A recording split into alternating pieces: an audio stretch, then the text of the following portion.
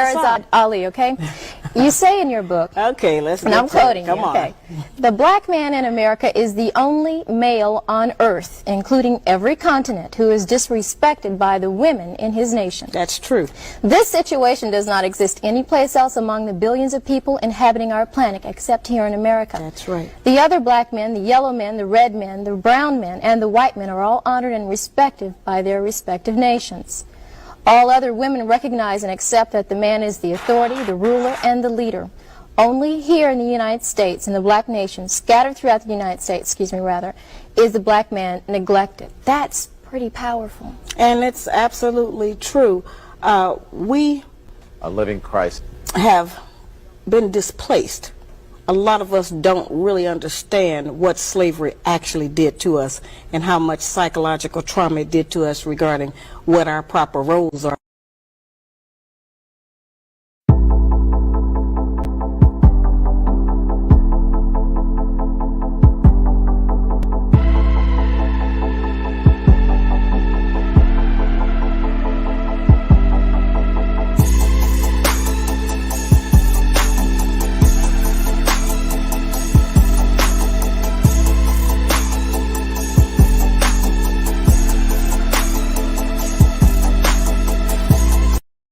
Hey, if you're enjoying the content here at Dennis Sperling Unfiltered, make sure you support it by sharing, and subscribing to the channel. And also, hit that little notification bell in the corner so that you'll get notice of each and every one of our live feeds. Thank you, everybody, for your contributions. I appreciate it. Let's keep it going. Donate to the Super Chat. Donate to the PayPal. Donate to the Cash App. It's your contributions and your donations that'll cause for this platform to grow. Let our voice be the voice, the preeminent voice in Black America.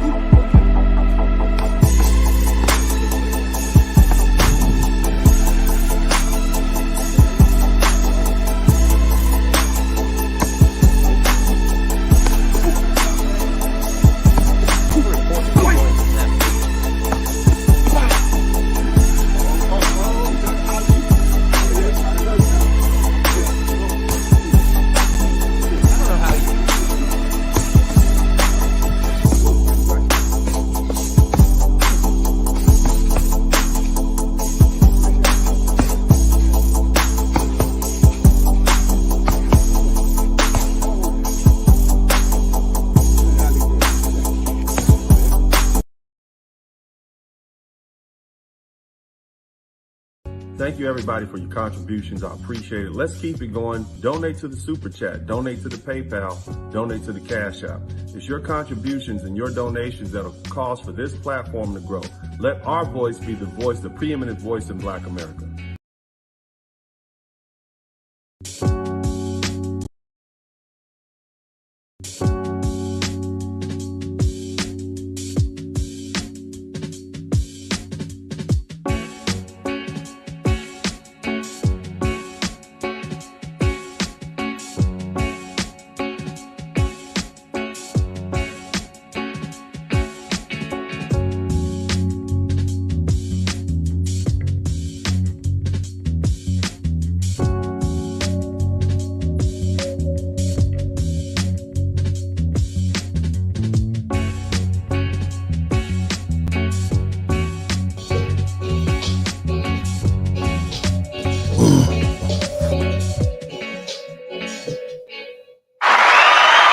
Welcome back to the broadcast. I hope everybody can hear me. I hope you all had a great day, a great night, a great morning, whatever it may be, wherever you are around the world. I want to acknowledge all of my fans and subscribers around the world. As you guys see, this is a very serious subject that we're talking about, so there probably won't be as many festivities as there normally is, and I'm going to try to do this broadcast for posterity, which is why you see me with a tie on, because I don't want people looking up at this at 20 years saying, who is this guy? So for the purpose of this conversation, I am going to just go ahead and I want to take a moment to acknowledge all the people in the chat room here. Thank you so much. I do not expect this to be a broadcast that is widely viewed, largely because it is it's not a subject that many people tend to want to talk about. Whatever color, wherever you are, it's just something people want to bury. The other thing you'll notice is that I am changing my screen name to Dennis Sperling Esquire, which means I'm really taking this extremely serious. So here's the thing, what I want you guys to do. I want you to hit the number 1 button. Let's try to keep up with some of the procedure. Let me know you can hear me. I hope you can. I appreciate you guys for checking in. And what we're going to do tonight, this morning, this afternoon, wherever you are, is that we're going to talk about the legal arguments related to reparations. Now, I've heard this discussed throughout Black America by politician after politician for decades, ever since I was a small child. But I've never heard anyone actually give us a blueprint, a game plan to how this can be executed, largely because I just don't think that they went that far, and I just don't think they thought like we do. And when I say we, I'm talking about this generation right here and now, okay? And what makes this generation differently is that I feel we're practical and we're realist, and we've been lied to so much by the government, by our ancestors, that we want to see things for ourselves. Now, what I'm going to propose is that instead of looking at the conventional guilty parties, we take a firm look, and I'm relating to reparations, we take a firm look at those African countries who participated by treaty with the European enslavers. Now, this affects not only Black American people in the United States.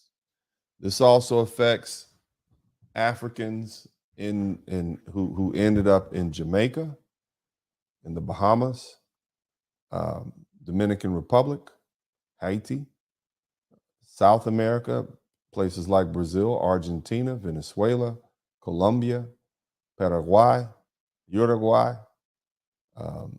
many places in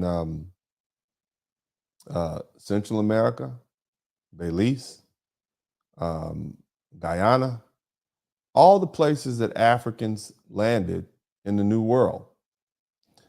And so in this regard, we're going to have a conversation about those who are responsible for that.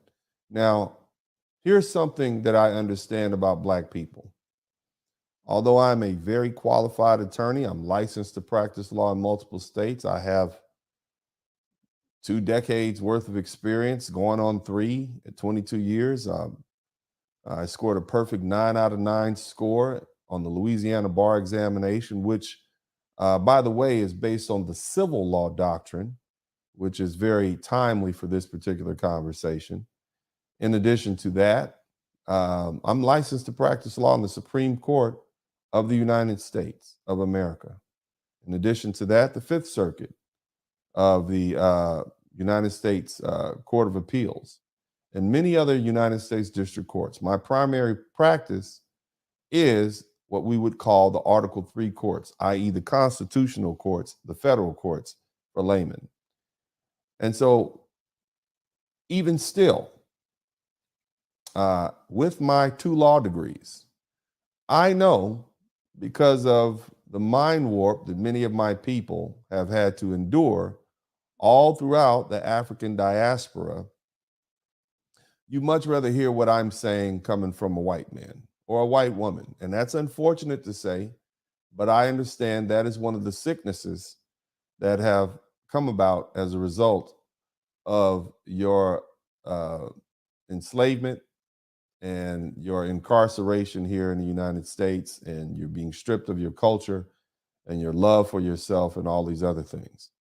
Now, this is not the first time I've had this conversation. I actually began this conversation the summer before last, and those of you all who are members of my my membership group here on YouTube, you can see those videos, and I go into great detail about all the African kings and royalty and those who participated actively in the slave trade with knowledge, knowing the effect of what would happen to the people that were enslaved, even at the point where Africans were marched to the shore of the Gold Coast, the Windward Coast, and these different African shores. They knew then that this was a different kind of slavery that they were selling their own people into. Now, some of you will try to get into this argument that they didn't know that this was their tribe, or they saw them as this, that, and the other. And I have information, testimony, videos from experts that will teach you otherwise. So what we're not going to do today is that we're not going to rely on secondhand information. I'm simply going to lay out the legal arguments and the merits of reparations for Black Americans, Caribbean Americans, or my Caribbean brothers, those people in Jamaica, wherever you are right now. I'm going to lay it out. South America, Central America. And at this point, it'll be on you as to whether or not you begin to exercise, but you exercise your rights. But you can never say you weren't given the roadmap. And what I predict will happen, just like what I see has happened. 2 years ago, when I presented this idea on YouTube, it miraculously ended up on national television, on national networks. And now you have white scholars and white legal European scholars and European lawyers and American lawyers who are not Black saying, yeah, that's a good idea. That actually makes sense. This is not the first time this happened to me. And of course, I'm not saying it's, I'm not taking credit at all, but I'm saying it's a mighty interesting coincidence, because I don't recall anyone ever laying out the legal arguments for why Africans should go and seek reparations from these rogue African countries who continued selling slaves after it became illegal in 1808 and 1807 in the United States and Great Britain, respectfully. Now, without further ado, I would like to acknowledge a gentleman. I hope he doesn't mind me mentioning his name. The gentleman's name is Derek Hollingsworth. He has been so far the first and only individual that has sought my consultation, even to discuss the likelihood or unlikelihood, or what he should do in order for his family to begin to seek reparations. We recently did a consultation. I won't give you the details of it because that's privileged. But what I will say is that largely our conversation is what inspired this, because what I want to do is put as much information out there as I can so that those who come behind me will maybe pick up this torch and move forward with it. So I would like to acknowledge Mr. Hollingsworth at this point. And at that, let's commence. So thank you all again. Please hit the #1 button for the ancestors. I know there's a lot of folks who are non-Black here, but oh well, welcome to the show. We're going to talk. It's going to be an interesting conversation. I'm sure this is going to be something that folks want to continue having a conversation about in the future. But nevertheless, I'd like to introduce you to someone you probably already know. He's a gentleman who's on HBO, and recently this came on Bill Maher's show. This was a conversation that came up out of the blue. Listen, and we'll be right back. Everybody who could afford one had a slave, including people of color. The way people talk about slavery these days, you'd think it was a uniquely American thing that we invented in 1619. But slavery throughout history has been the rule, not the exception. the Sumerians, the Egyptians, the Greeks, Romans, the Arabs, British, the early Americans, all the way up through R. Kelly.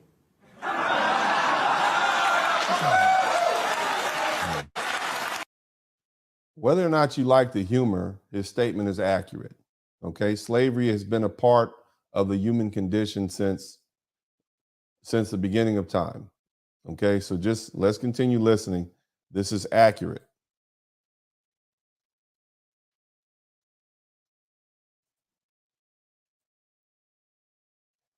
Well, looks like we lost it. I'll get it back up shortly. Give me 1 second.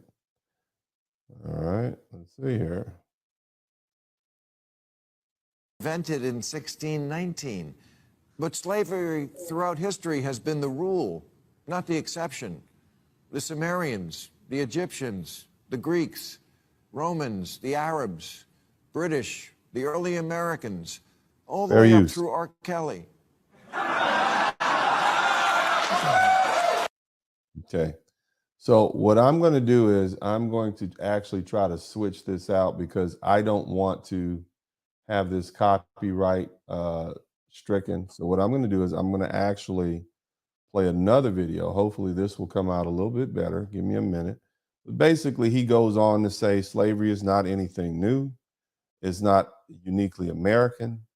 It never was. It's something that's been involved in the human condition since the beginning of time.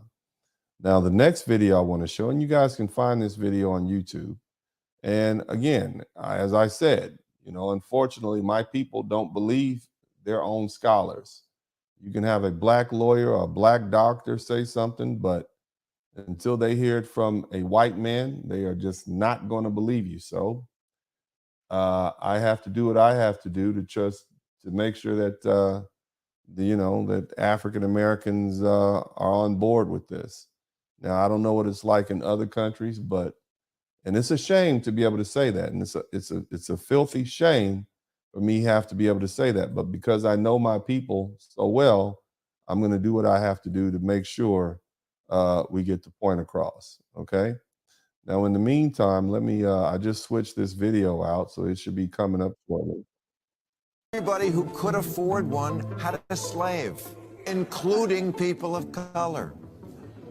The way people talk about slavery these days, you'd think it was a uniquely American thing that we invented in 1619. But slavery throughout history has been the rule, not the exception. The Sumerians, the Egyptians, the Greeks, Romans, the Arabs, British, the early Americans, all the way up through R. Kelly.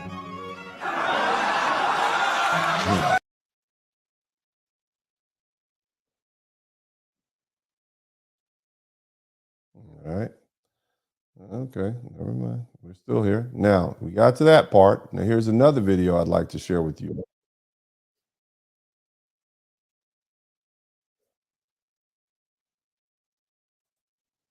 All right, we're going to need the ancestors to help us out here with this technology.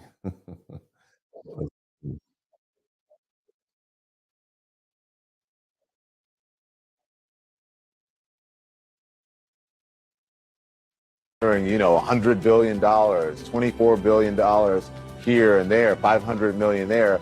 Some people want to be paid back, and members of the public are wondering, why are we suffering when you are, you have all of this vast wealth? Those are legitimate concerns. Well, I think you're right about reparations in terms of if people want it, though, what they need to do is you always need to go back to the beginning of a supply chain. Where was the beginning of the supply chain? That was in Africa, and when across the entire world, when slavery was taking place, which was the first nation in the world that abolished slavery?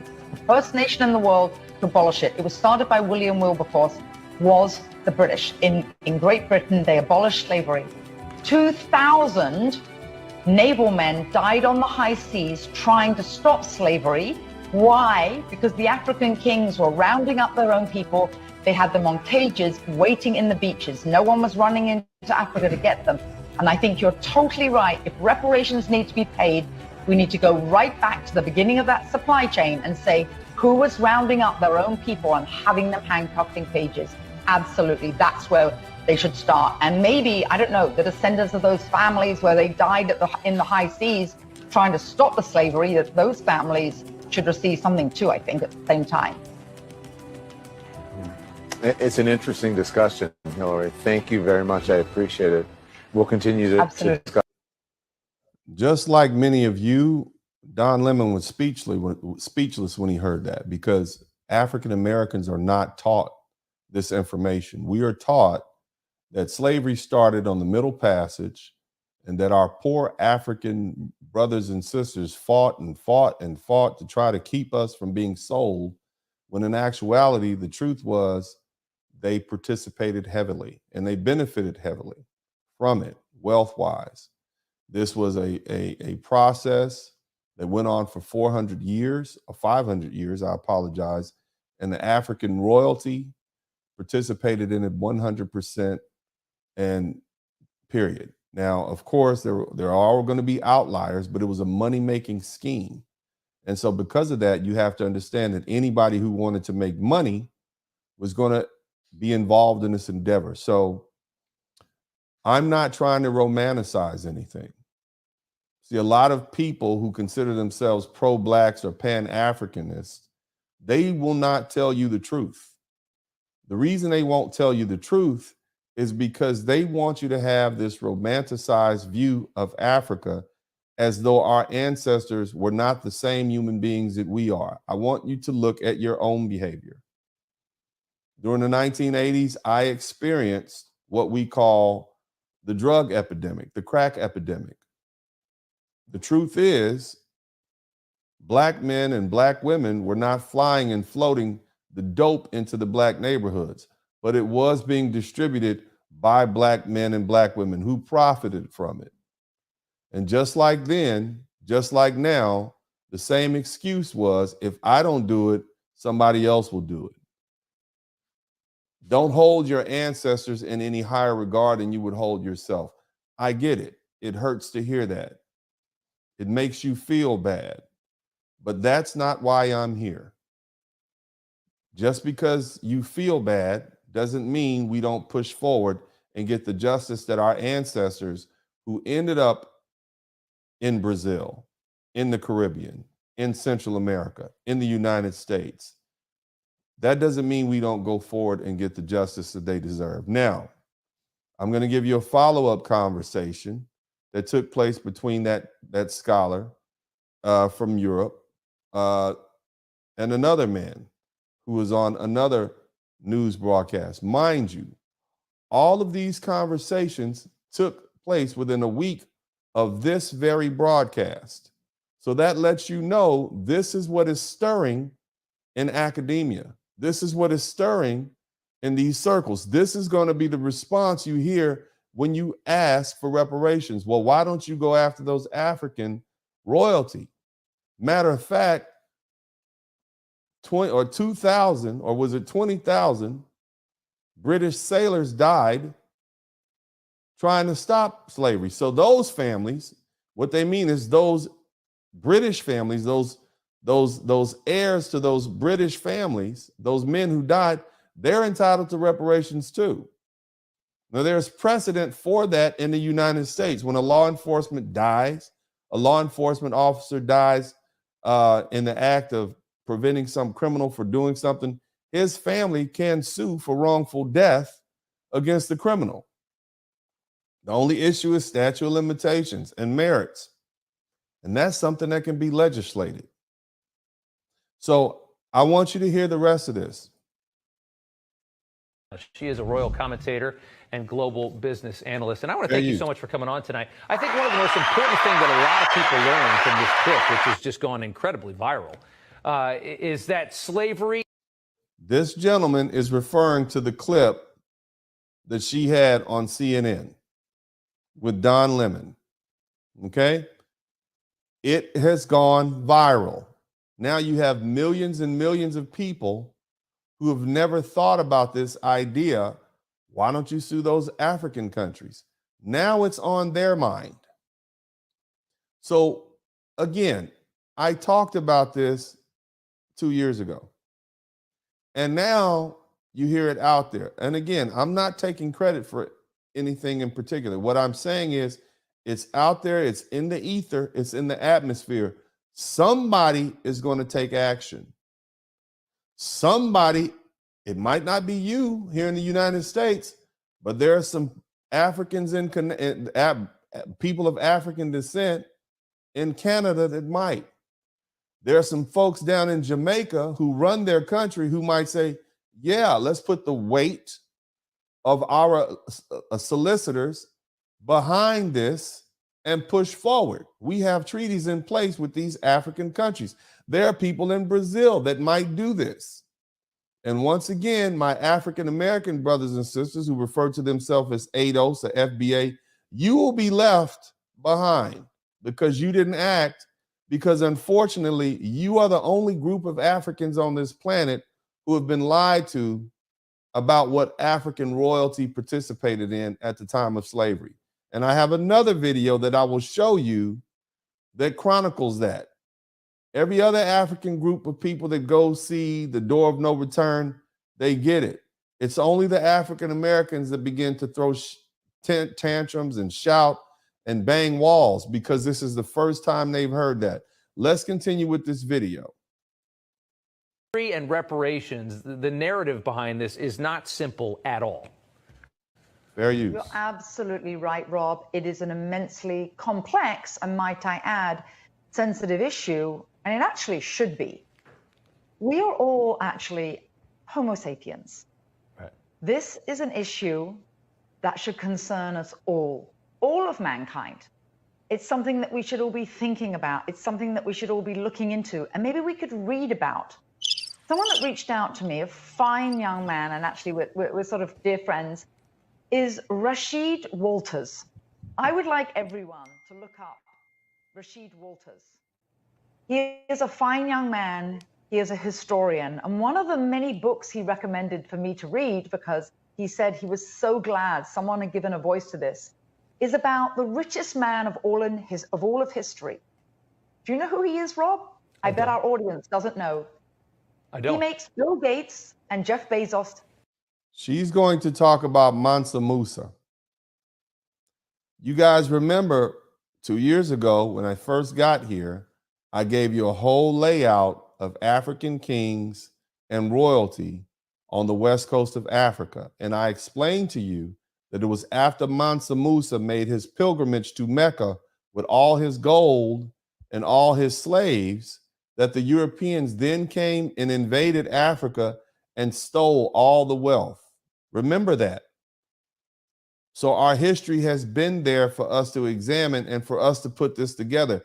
But now, and you saw me do it 2 years ago, but now that you have this white scholar doing it, I'm sure you will listen, because of course, that's how we were trained. Now she just told you that the man that she's going to mention was richer than makes Bill Gates look like a woman with an EBT card. That's what she's saying. Now, for you guys who don't know, Mansa Musa was referred to as the Lord of Mines, gold mines, silver mines, diamond mines. This was Mansa Musa. She's going to explain it, but let's continue. Pale due to his wealth. I bet you haven't heard of him, as you say. Most people have never heard of him. Do you know, I had never heard of him. Manu Musa. Do you know who he is? He is an African who sold gold, ivory, salt, and was so involved in the slave trade. Yeah. And it almost makes me cry to say this. He took over 12,000 slaves of his own. Now she's referring to the internal African slave trade. This is what I'm saying, fellas and ladies. Slavery existed in Africa before the first European ever showed up. It existed in Africa before the Arabs showed up. Yes, it was a different kind of slavery for the most part. Africans, if you wanted to, and this is not consistent everywhere, but for the most part, the slaves were treated like members of the family. Before a slave could be brought into the house, he had to be brought in, or she had to be brought in as part of the family. What does that mean? If she was a female slave, she would be married into the family. If he was a male slave, he would be adopted into the family. There were rules as to how you treated your slaves. Okay, so even you had a slave from a different tribe, you recognize his humanity. So when you have our African contemporaries saying, oh no, they saw them as different people, you're lying to me, brothers. You're lying to me, because in your own system of slavery, you would take a Yoruba man and you could be Igbo, and you would still have to treat him as a decent human being. You still would have to bring him into your family. So I know that, selling those slaves to those white people wasn't just about, oh, we're selling some people that aren't like us. You know what you were doing. And so let's stop the lies. And that's for my African brothers and sisters who are watching this right now. That's not going to work with us. We are not our ancestors. What does that mean? We are thoroughly Americanized. We recognize our African roots, but at this point, we are so separate from you, and you've proven to us you don't want us back, that we have to see you as what you are. So, and again, when I say you don't want us back, what do I mean? Africans, Caribbeans, Haitians, South American blacks, we've been here for 500 years, and you haven't sent any boats or ships to come get us and bring us home. So we recognize that is no longer our home, because you don't want us there. And that's okay, because at this point it's time to move forward, and that's what we're doing. Let's continue listening.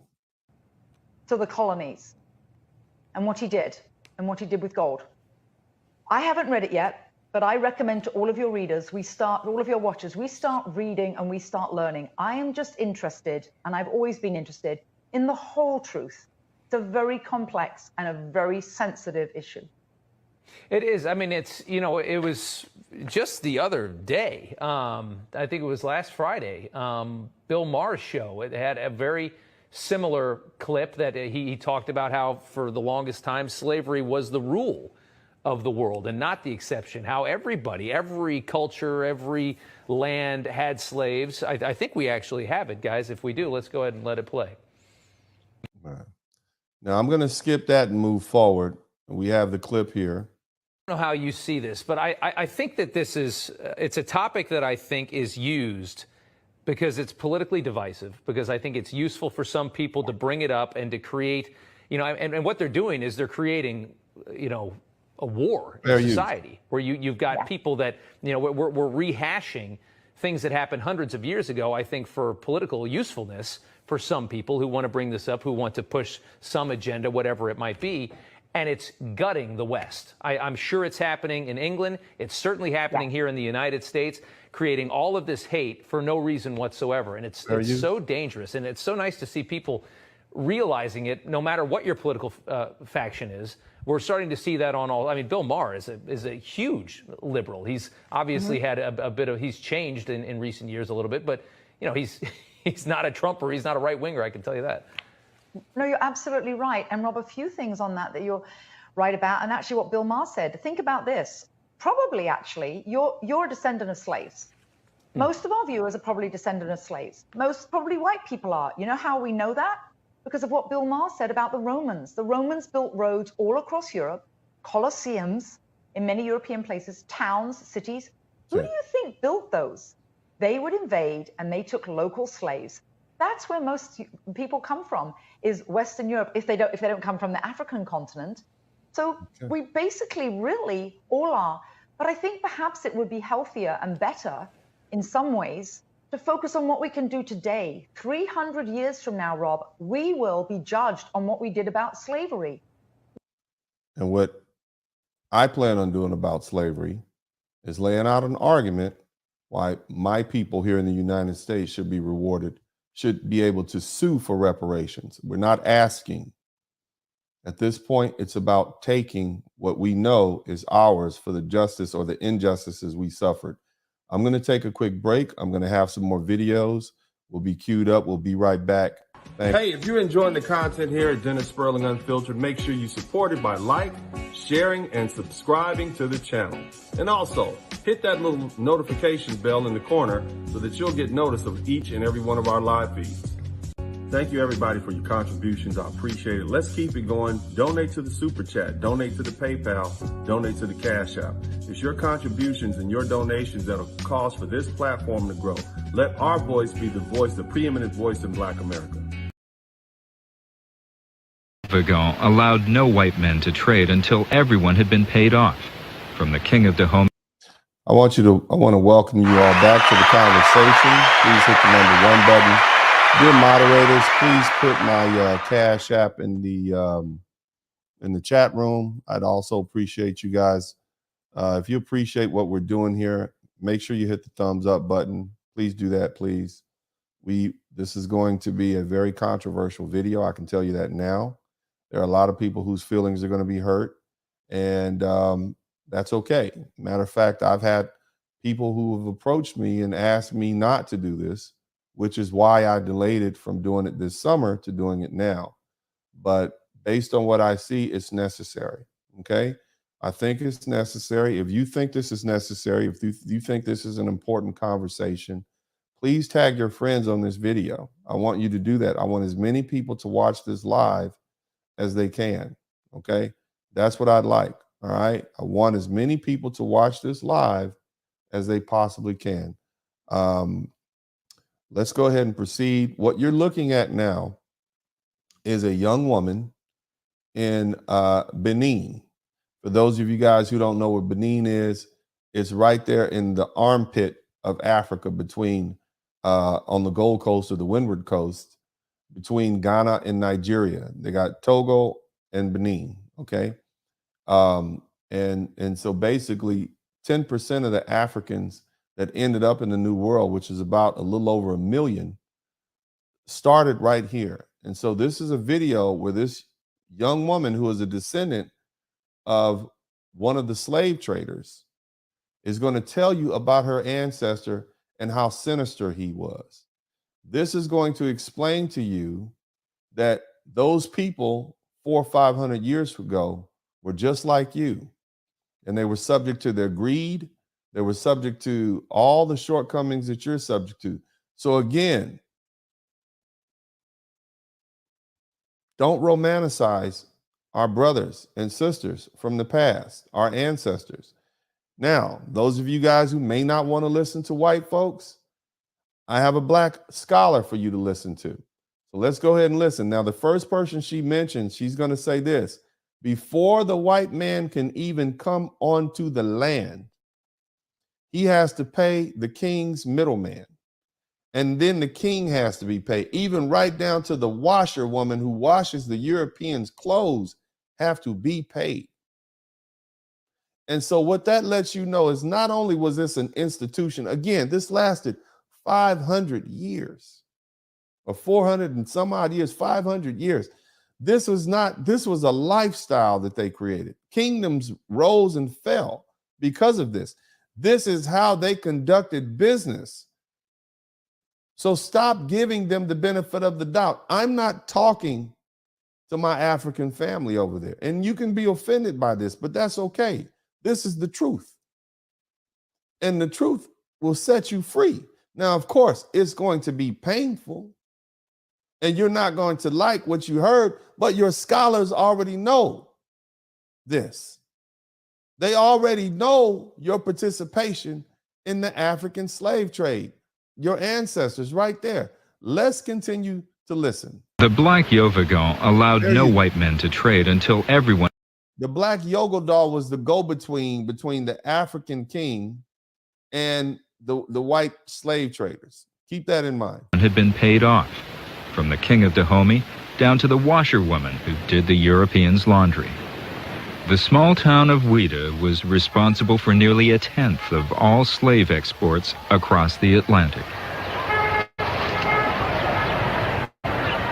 About 1 million people were force-marched down this road to the waiting ships. This road, this very road right here, did you hear what they said? Over that 500-year period, 1 million of our ancestors were marched down this very road from the interior of Africa to the coast. This is where your ancestors' footprints, their essence, their souls, their spirits march down this very road. And it's well known and well documented. The historical sites are still there. The evidence is still there. Now, I'm spending all of this time explaining to you what our African ancestors did and their participation, because you have so many people on the internet telling you, oh no, they didn't know what they were doing. And they're lying to you. They're lying to you, and you're such a naive, loving group of people, and you don't want to believe that your own African ancestors would do this to you because you've been taught to romanticize them. You don't want to believe it. So now I want you to hear it from the Africans' mouths themselves. A tenth of all slave exports across the Atlantic. About 1 million people were force-marched down this road to the waiting ships.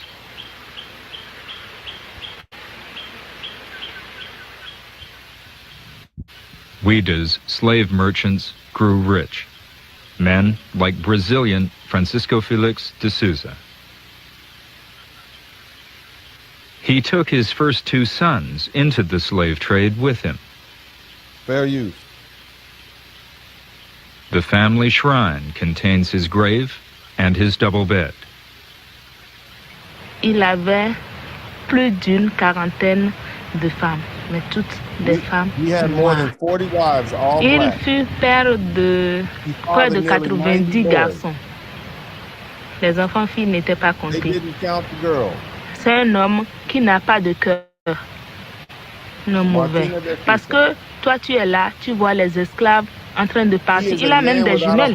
Il suivait ses esclaves depuis sa maison jusqu'à la plage. Ces gens enchaînés, souffrant, pourvu que lui il ait de l'argent, ça ne lui disait rien.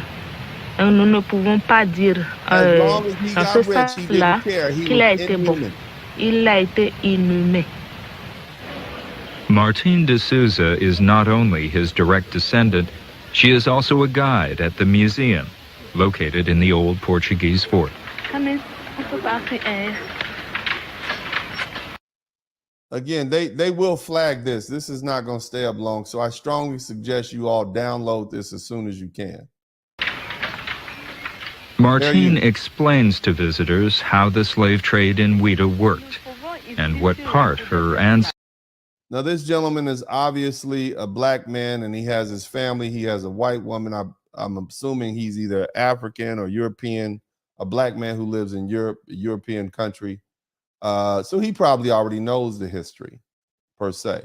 But I want you to read carefully what is being said here. Ancestors played in it. Alors je me sens toujours I always feel guilty. coupable. Je n'ai pas initié la traite, je ne l'ai I wasn't in the trade, but I am descended from that man. pas fait, mais je suis descendante de cet homme-là. Martine, est-ce que tu ne te sens pas Martin, they say, aren't you embarrassed? Fair use. gênée? Est-ce que ce n'est pas bizarre aujourd'hui? Ton ancêtre aurait Your ancestors might have sold mine, but today you are my guide. pu vendre mon ancêtre, mais aujourd'hui, tu es mon guide. Alors, qu'est-ce que tu penses de cela? C'est un peu It is rather embarrassing for me. gênant pour moi. Surtout, la cible de l'esclavage, c'était le Nigeria. Tu vois, c'était des femmes qui viennent de... Not all visits are as peaceful as I want you to listen to this part, especially my Black American folks. I want you to listen to this very carefully. this one. Mais face aux Africains américains, ceux-là même dont les ancêtres ont souffert, et ceux-là qui With African Americans, that's you, whose ancestors suffered, vivent encore et le problème de discrimination aujourd'hui, la réaction est and who live with the discrimination today, the reaction is completely different. totalement différente. Ils sont tout de suite enragés. they become furious. They weep and wail. They even thump the walls. In other words, they go bang on the walls because you've been lied to. You have whole religions dedicated to lying to you and telling you that you are the people of this continent here in the United States. You have whole people, you have people having you fantasizing about going back to the motherland on the trip, the return home trip, where you pay to go through the walls and the doors that your ancestors were forced through. The most you get from these countries is an apology. No reparations.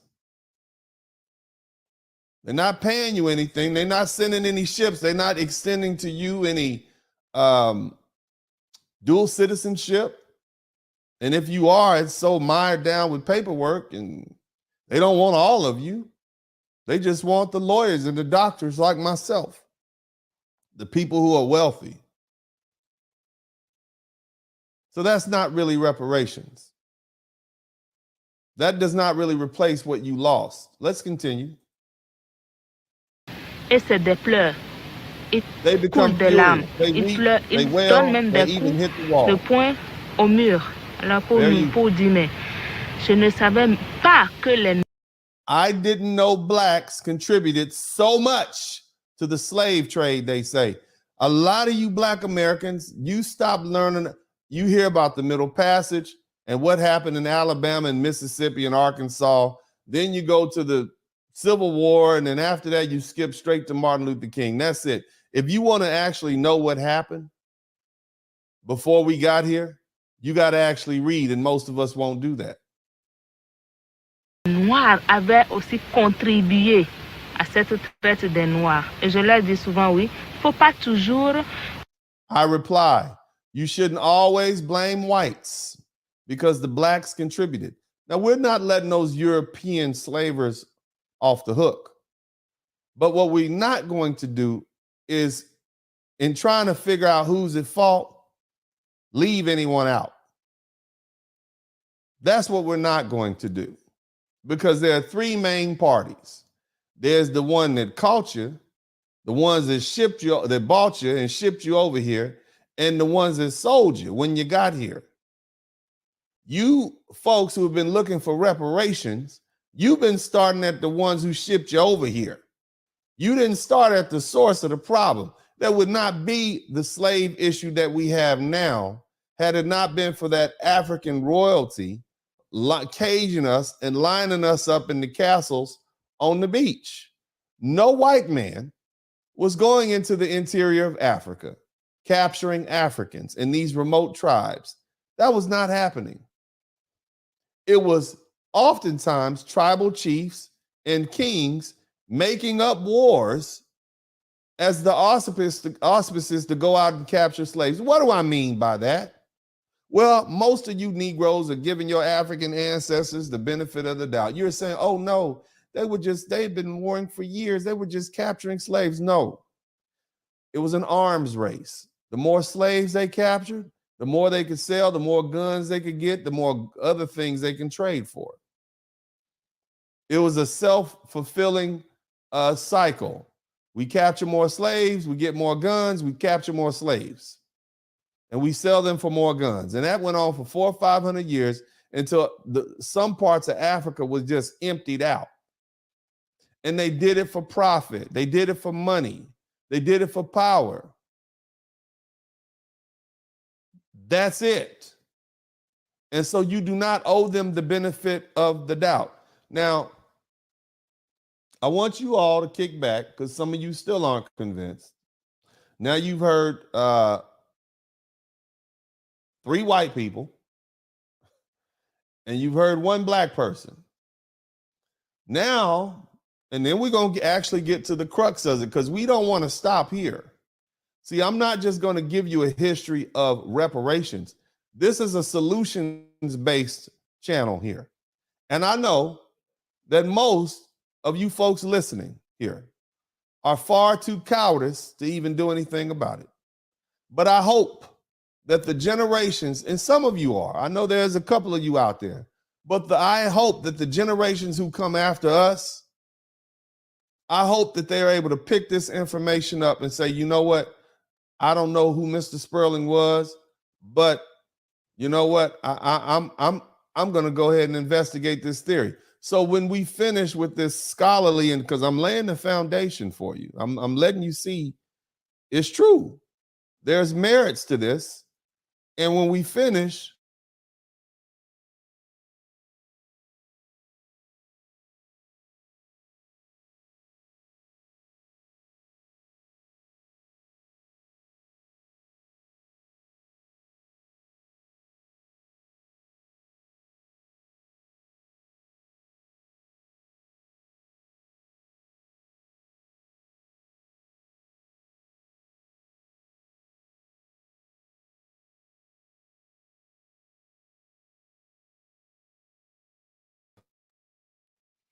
as you guys see, YouTube is messing with my stream here because, yeah, I know this is not something, again, I told you, I've had people tell me not to do this.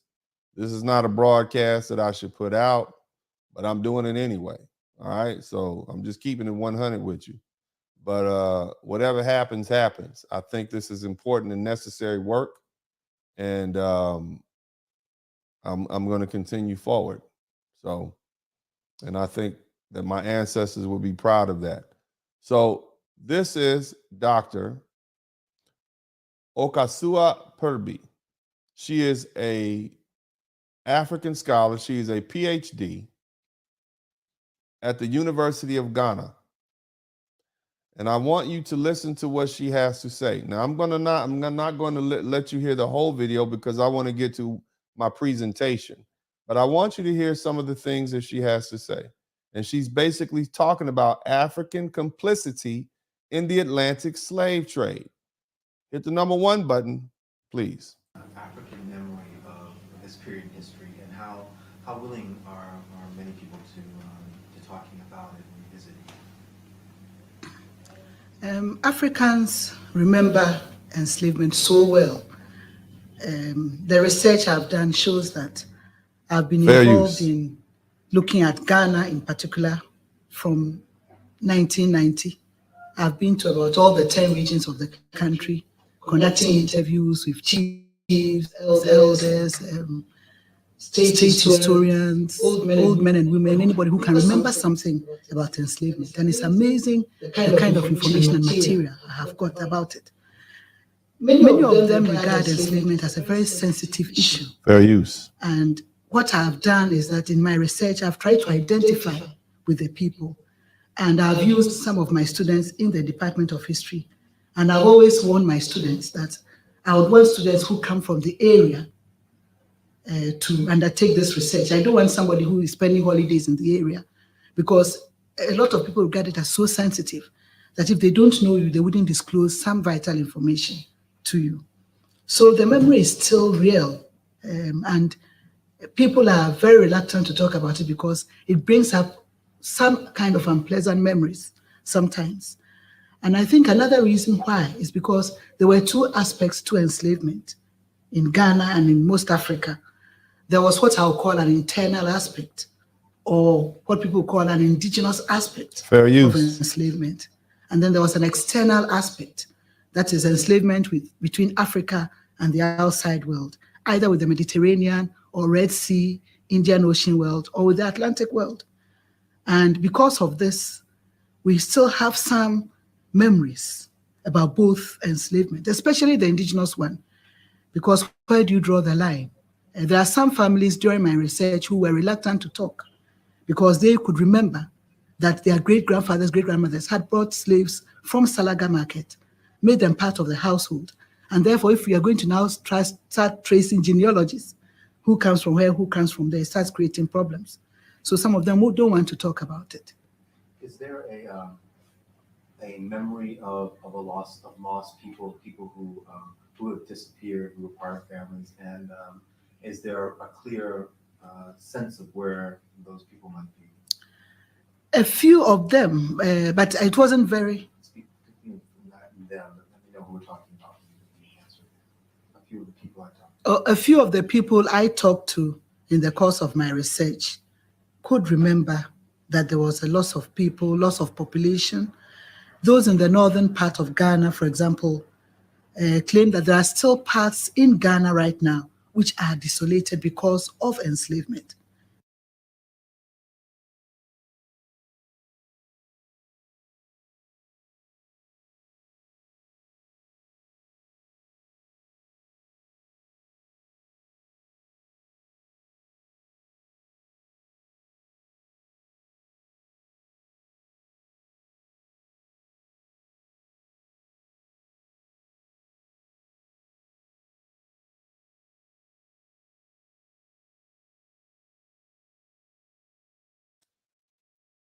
Okay, you guys, what the lady was saying, what the Dr. Purby was saying, is that there are some parts of Africa which are still desolate and empty because slavery took so many people, nobody lives there anymore. That's what she's saying. Okay, this was a mechanism. Now, the Arab slave trade existed 1600 years before the transatlantic slave trade. Internal African slave trade existed even before that. It wasn't until the transatlantic slave trade happened that you had folks disappearing from the continent to the point that they would never return. That's how rampant it was. You had over 11 million people taken from the continent of Africa and brought to the New World, be it North America, South America, Central America. Let's go ahead and continue listening.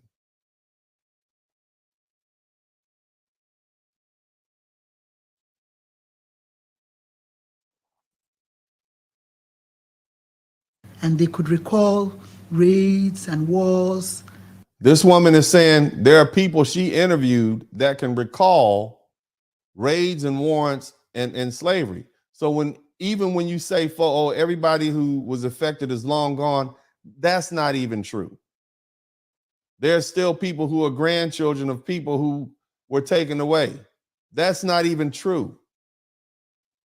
So all the lies have got to stop now. If we're going to have an adult conversation about this, let's get out of our mode. See, the problem with human beings is you see your fellow human beings as competitors and you don't want them to get a leg up. So you got a lot of black folks saying, oh no, everybody's dead.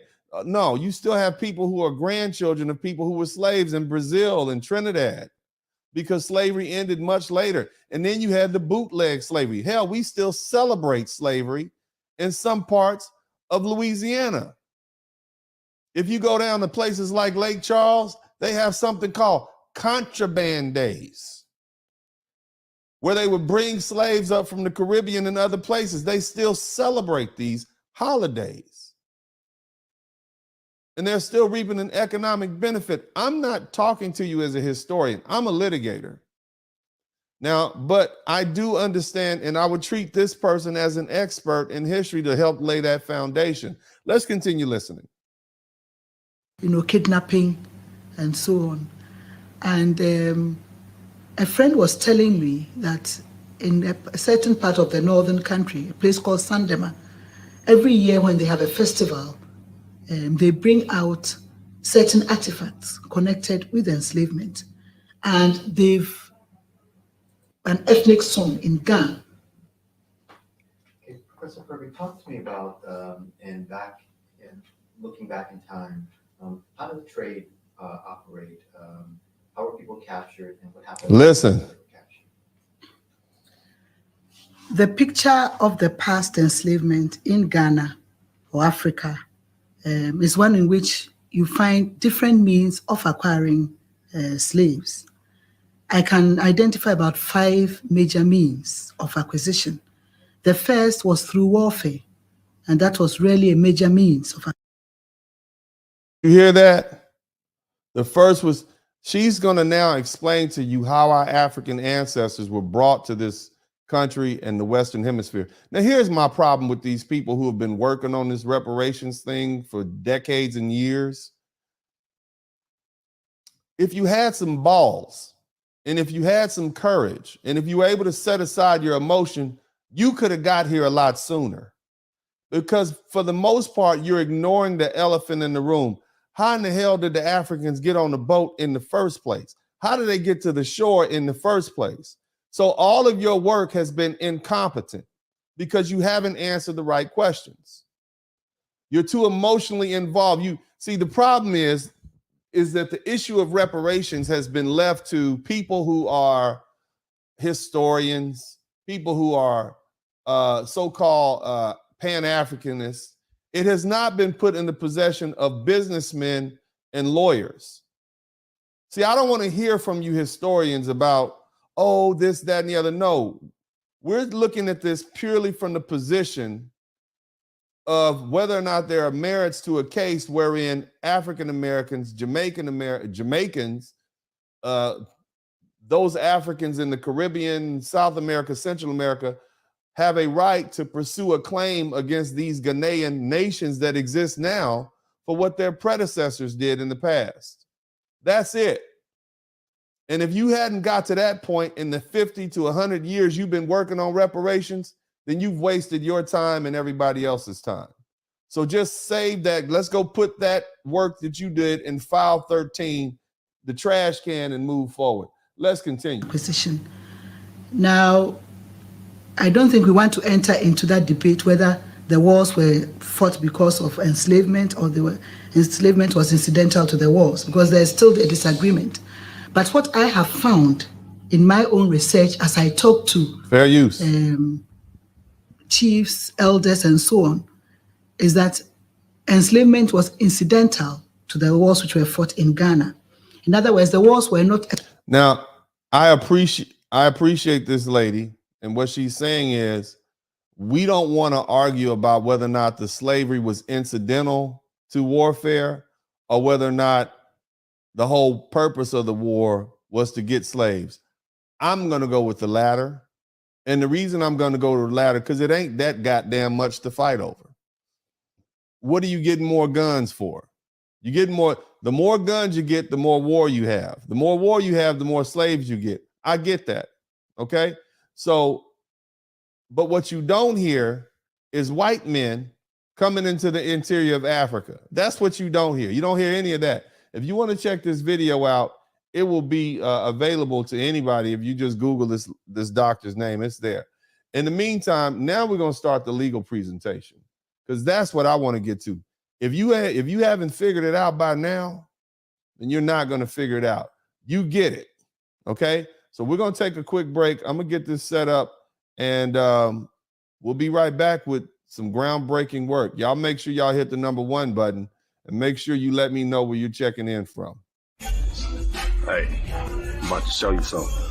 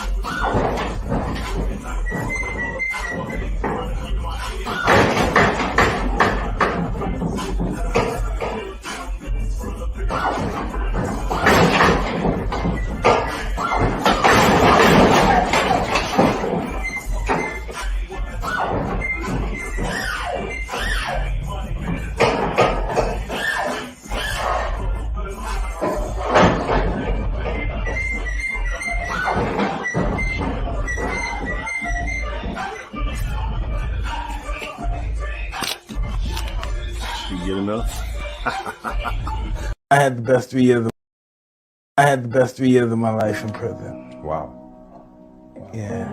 That's interesting for you to say that, bro, because you had millions. I had peace, though. Over the $30 million for one fight? Jay-Z's lying. Hey, listen, can I tell you something? That don't mean nothing when you don't have your peace, your stability, your balance. You don't give a fuck. We don't even want it. You want to give it to somebody else. You need your sanity to dictate any part of life. Because, you know, God, I always tell people, God punishes you by giving you everything you want. See if you can handle it. Hey, if you're enjoying the content here at Dennis Sperling Unfiltered, make sure you support it by sharing, and subscribing to the channel. And also, hit that little notification bell in the corner so that you'll get notice of each and every one of our live feeds.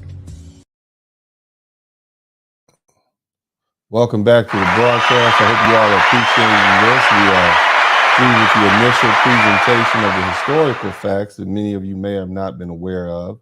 And now we're going to go on to the legal arguments. Now, the thing is,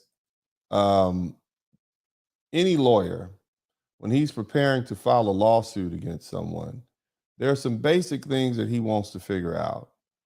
Who can sue? Where do we sue?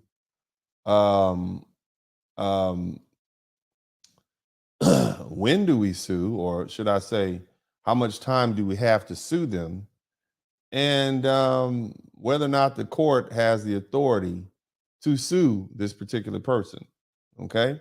Now, reparations has failed by those who have been in charge of reparations because they've been begging. They've been asking people to give them something, and nobody's going to give you anything in this world. Those of you who follow my page understand that I don't operate like that. I never have. When you begin begging people for things, you're starting off on the wrong foot. You're basically you're negotiating from a point of weakness, which is never going to get you anywhere. What you have to do, and anybody will tell you this, is that you negotiate from a position of power. You literally negotiate with people and I mean this figuratively. I don't want you psychos and weirdos out there in the internet to do this, but you negotiate with them while, you know, from the barrel of a loaded gun. Basically, that's what you do. So here's what I propose you do, and I'm going to skip ahead a little bit. Anything you all have been asking of these African countries, at the point where you begin to file suit and you threaten to take trillions of dollars from them over the next, I don't know, 2 dozen years, then you'll get whatever you want in spades. That's how that works. I know. Oh my God, that sounds so treacherous. That's how the world works. And if we began to operate like that a long time ago, then we would be much further now. Unfortunately, and again, as our ancestors failed us in that regard because they were too soft-hearted, just like many of you, and you still romanticize Africa. That's the problem that we have. Now, here's the thing I want to bring up. I found this on the internet. I'm going to introduce this to you. And this is just a little blurb, and it just happened to show up. I know, you know, my ancestors are with me on this, you know, because this is what just showed up on the internet the other day. And this is the perfect fact pattern for me to use. All right. So y'all make sure, and I'm going to hide this young lady's name here because I don't want to make anybody mad with me. Okay. But I want y'all to check this out. So here's the fact pattern. Anybody who's been in law school, they know what I mean. All right. So the last slave cargo, Clotilda, arrived in Mobile, Alabama in 1860, carrying 108 Africans. My relatives were on that boat. Since then, my grandfather traced his roots back to Ghana.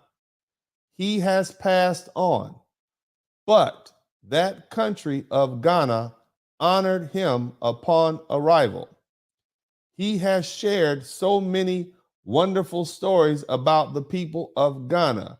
He also mentioned that villages did fight for our freedom. Some died, so our people did fight for us. Yes, some of our people did fight for us, but we wouldn't have had 11 million of us sold off if the vast majority of our people had fought for us. And I get it. This is a very soft, sweet, sympathetic story. But the truth is, those people who were fighting were probably fighting because, hey, they participated in it, but now they got their own children and fathers being taken. I get it. I'm not here to judge. I'm just here to prove the case. But as far as the empathy and the merits, let's throw that out the window. Some died. Some of our people did fight for us, but white supremacy won. No, we won.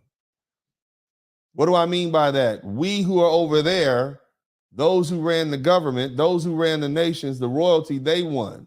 Okay, thanks for sharing this tour. I plan to visit soon, and happy Ghana Republic today. All right, so I send that young woman a text message. I have no problem doing that. What we're going to do at this point is I'm going to go ahead and start this presentation if I can get these videos up. When my screen went blank, I lost all the good research I had done and had it all primed and ready for you guys. But we're going to get back to it. If y'all with me, hit the #1 button. If you think this is worthwhile, if you guys appreciate what I'm doing, I mean, again, I'm telling you, like, I had a lot of people not happy with me doing this. But, you know, I'm from South Central LA. I'm a hard head. So I'm going to do it anyway. And that's on everything because it needs to be done. Now, again, so let's take, for instance, this young woman that we saw here. Her ancestors can trace their roots back to a slave ship that was brought here in 1860. At that time, the United States government was in place and its laws were in place. Now, there's something that many of you all don't know, and I'm going to share it with you. In 1808, the international slave trade was outlawed here in the United States. In 1807, the international slave trade was outlawed in Great Britain. So what that means is any slaves brought to the United States after 1808 were brought illegally. Now, there are intelligent people in here who already see where I'm going. You already figured it out. Oh, wow. So you're saying those people who were brought from Ghana in 1860 were brought to this country illegally. You got it already, right? That's the swift ones amongst you. Okay? Now, the act was referred to, or the act prohibiting the importation of slaves in 1807 went into effect on January 1st, 1808. Now, I actually have a printout of the actual text of that act, and I'm going to put it up on the screen. You guys are with me? Hit the #1 button. Let me know. If you can see this clearly, let me know. So it says this: on March 2nd, 1807, the U.S. Congress passed a landmark piece of legislation to end the profitable international slave trade. President Thomas Jefferson, who had promoted the legislation, promptly signed the act, making it law. The act went into effect on January 1st, 1808, prohibiting from that time on the importation of African slaves to the United States. That same year, the United Kingdom, the UK, enacted the Slave Trade Act in 1807. So you may be asking yourselves, if the international slave trade was outlawed in 1808 and 1807 by both the United States and England, how in the hell did these people get the slaves from Ghana to Alabama? How did that happen? They got it over here illegally. That's how they did it. But the thing is, those same African countries, when slavery became illegal, they fought against it. That's the problem. Because remember, they had become addicted to the slave selling money. Their whole lifestyle, their whole country their economy was based on the slave trade. And so because of that, they couldn't just say, oh, well, you white people want to give it up, but this is what we've been doing for the last 400 or 500 years. Y'all want us to just quit? Nah, we're going to keep selling these slaves. But at that point, the country of Ghana was in violation of American law, European law also.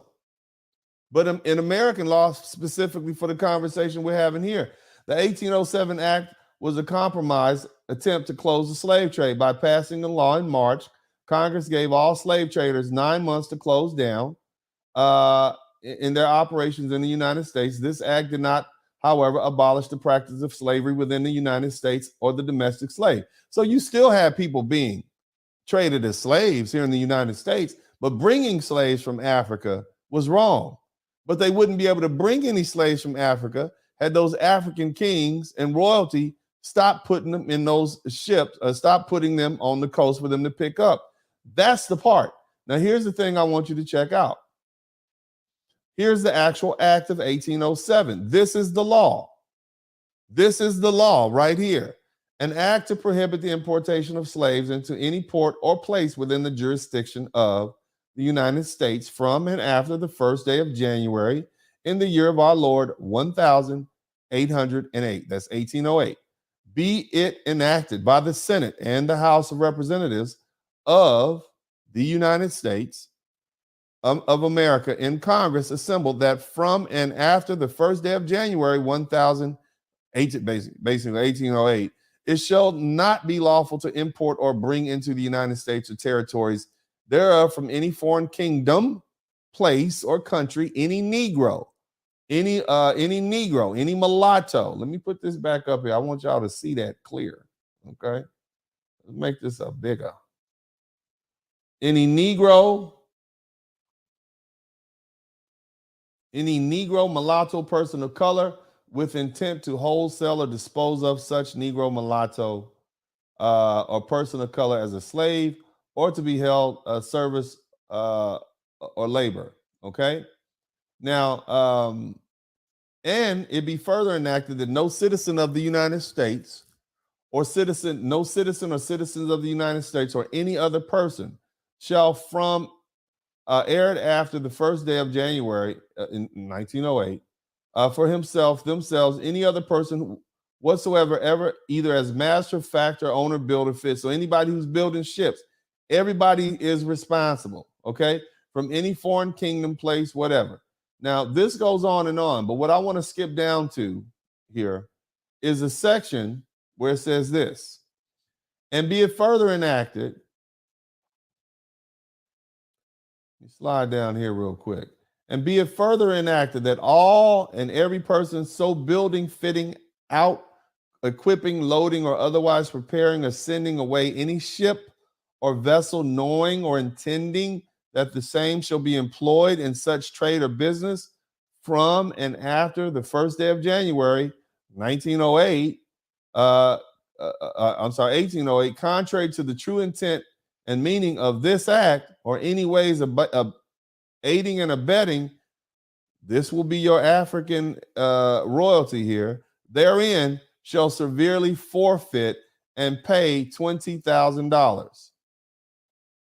Now, that doesn't sound like a lot right now, but if you get the equivalent amount of money of $20,000 in 2022 and beyond, that's about $500,000.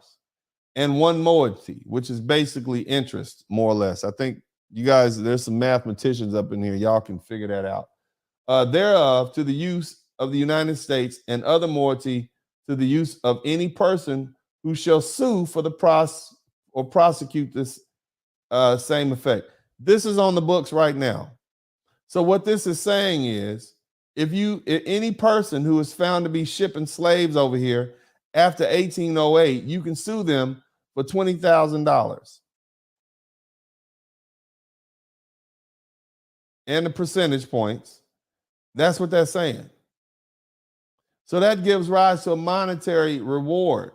Now, if you dig down in here, there's another award for $5,000 for violating the award. By the time you get through adding all this up, and figuring out how much it would be in modern day time period, you looking at $1 million per person, more or less. I mean, you could figure it out any kind of way you want to, but that's not what we want to get into too deep. We can do the numbers later, but the bottom line is there's a law in the books which makes bringing slaves to the United States from Africa or anywhere else, which probably means the Caribbean, the way it's read, there's a law in the books which makes that a penalty that you have to pay.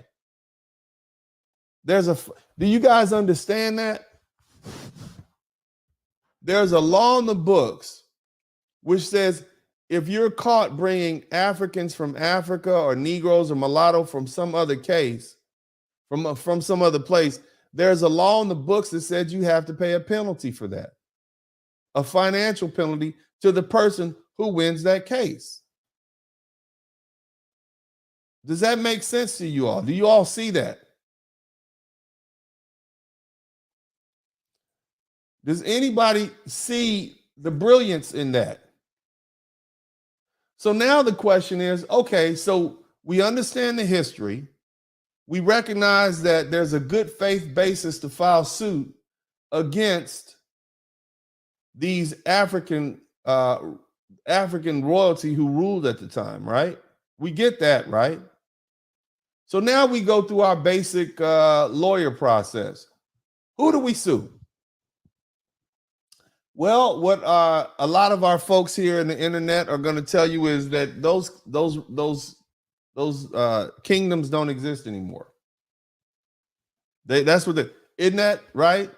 I believe after 1857, Ghana moved from being a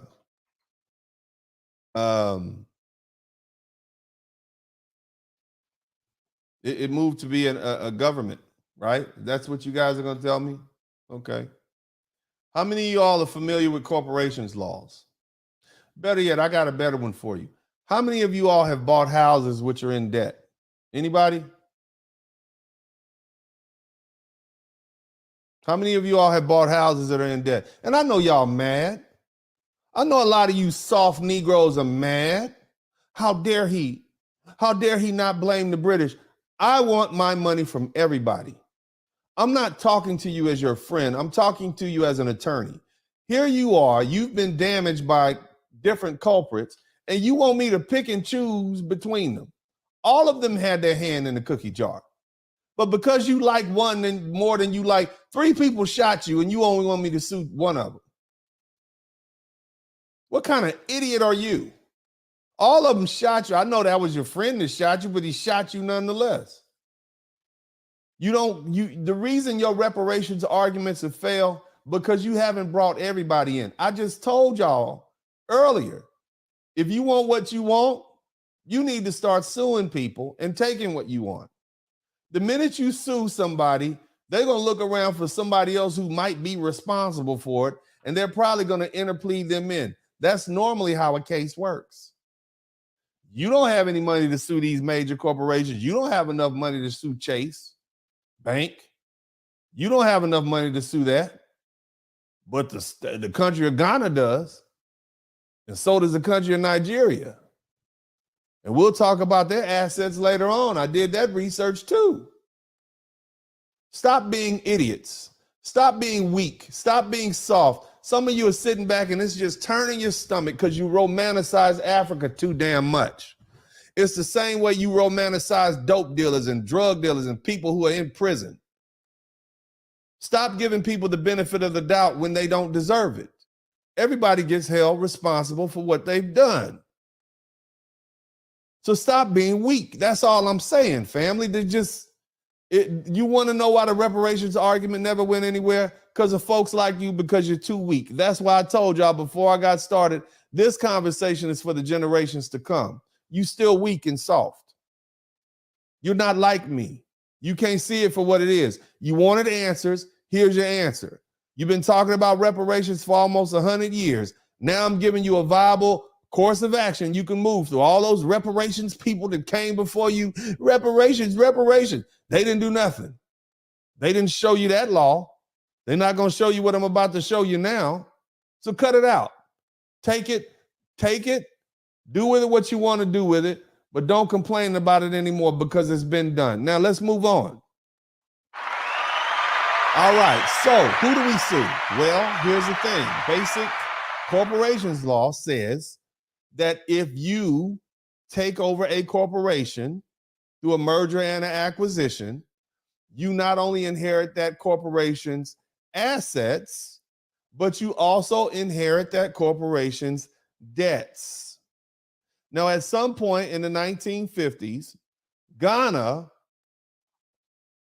became a republic. And we just using Ghana because Nigeria, Togo, Benin, the Congo, Sierra Leone, Liberia, all of those folks are responsible, fam.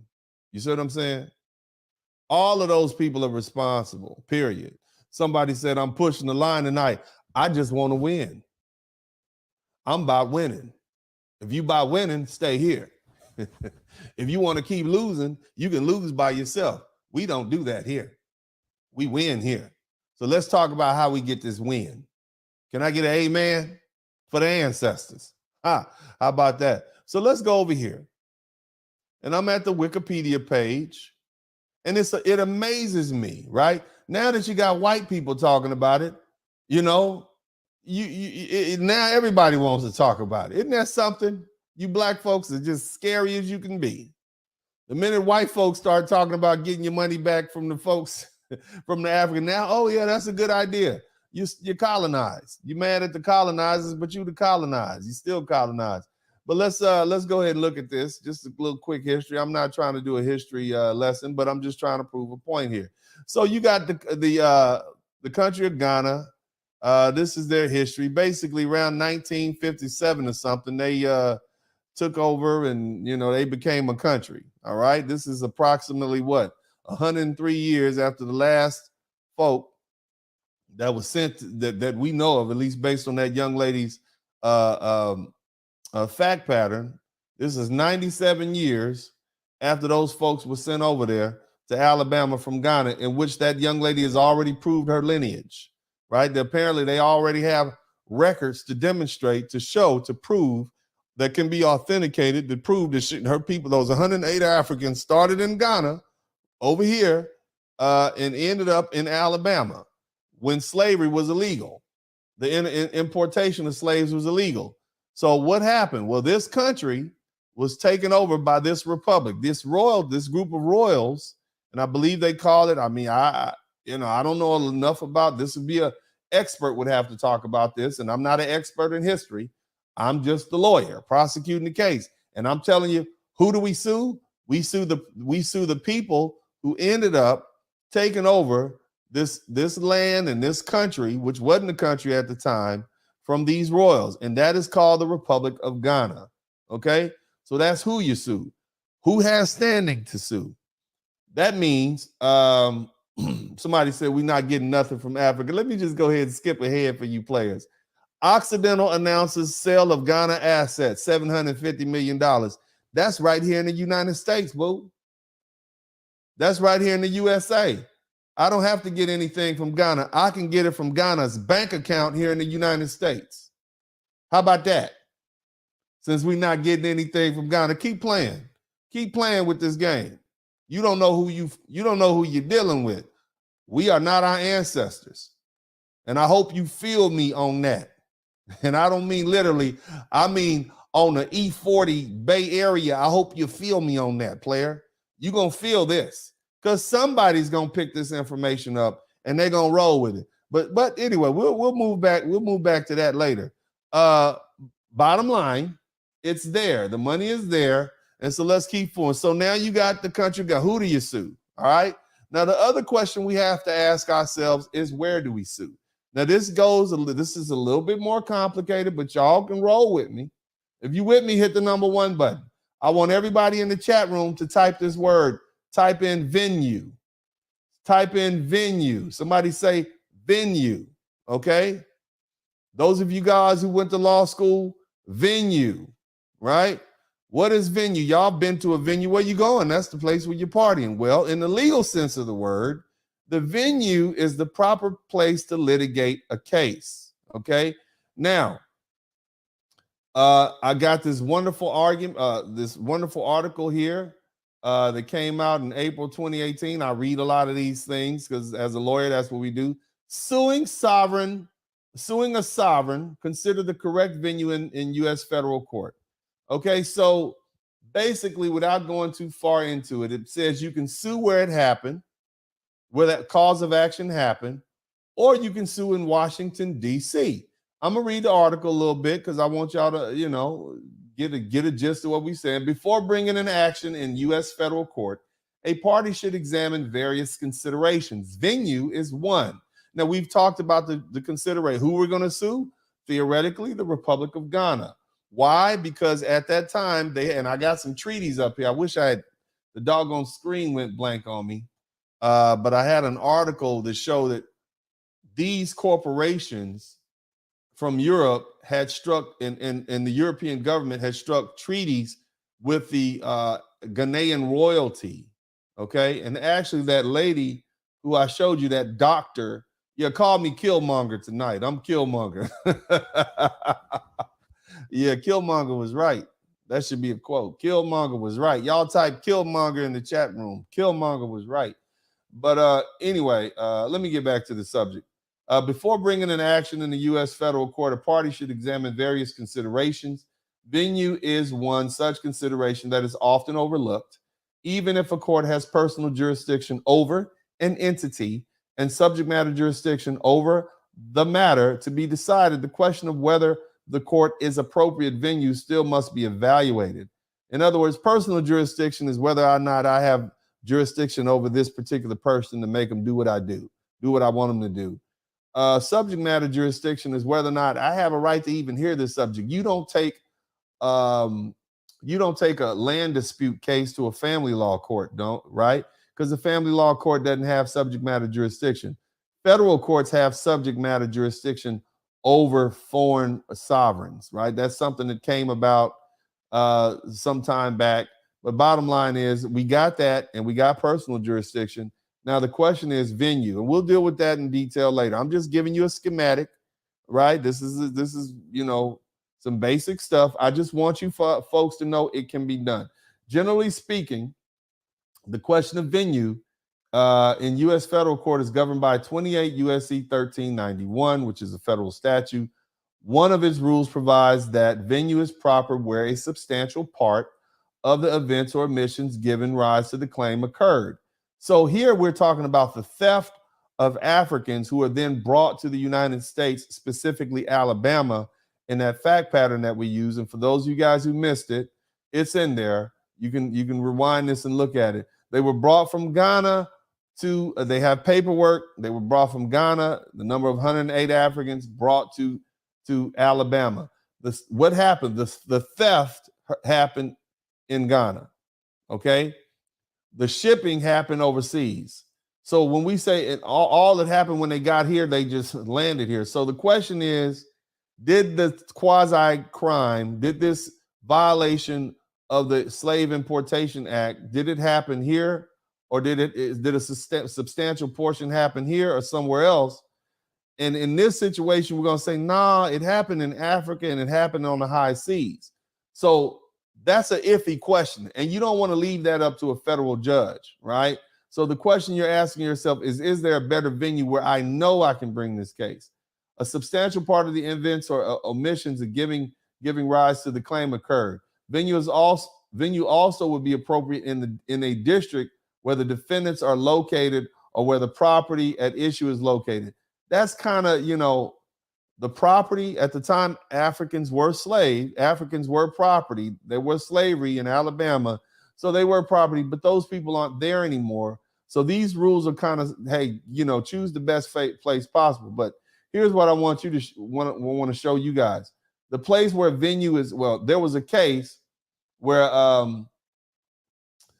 the country of Ukraine was sued in the Southern District of New York. And for racketeering, fraud, theft, and they sued the government, right?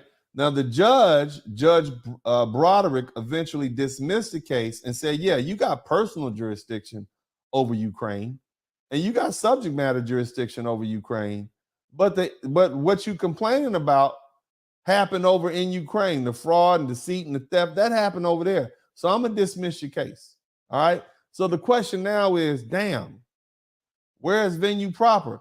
Well, good thing for us, the good old legislators that came up with this said that basically venue is always proper, or let me read it like this, under 28 U.S.C. 1391 F4, providing that any civil action against a foreign state or political subdivision can be brought in the United States District Court for the District of Columbia. So shout out to the DMV. That's what that's saying.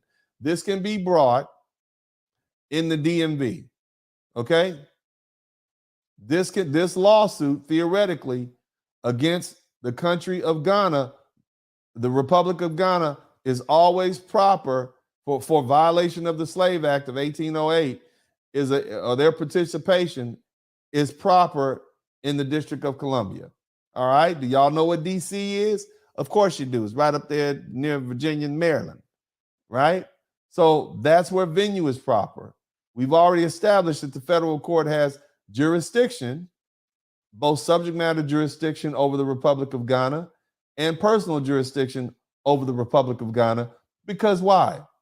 Because they got an embassy there. But that's why it's proper here, okay? So now you got those basic questions answered. Now, I'm going to take a quick break.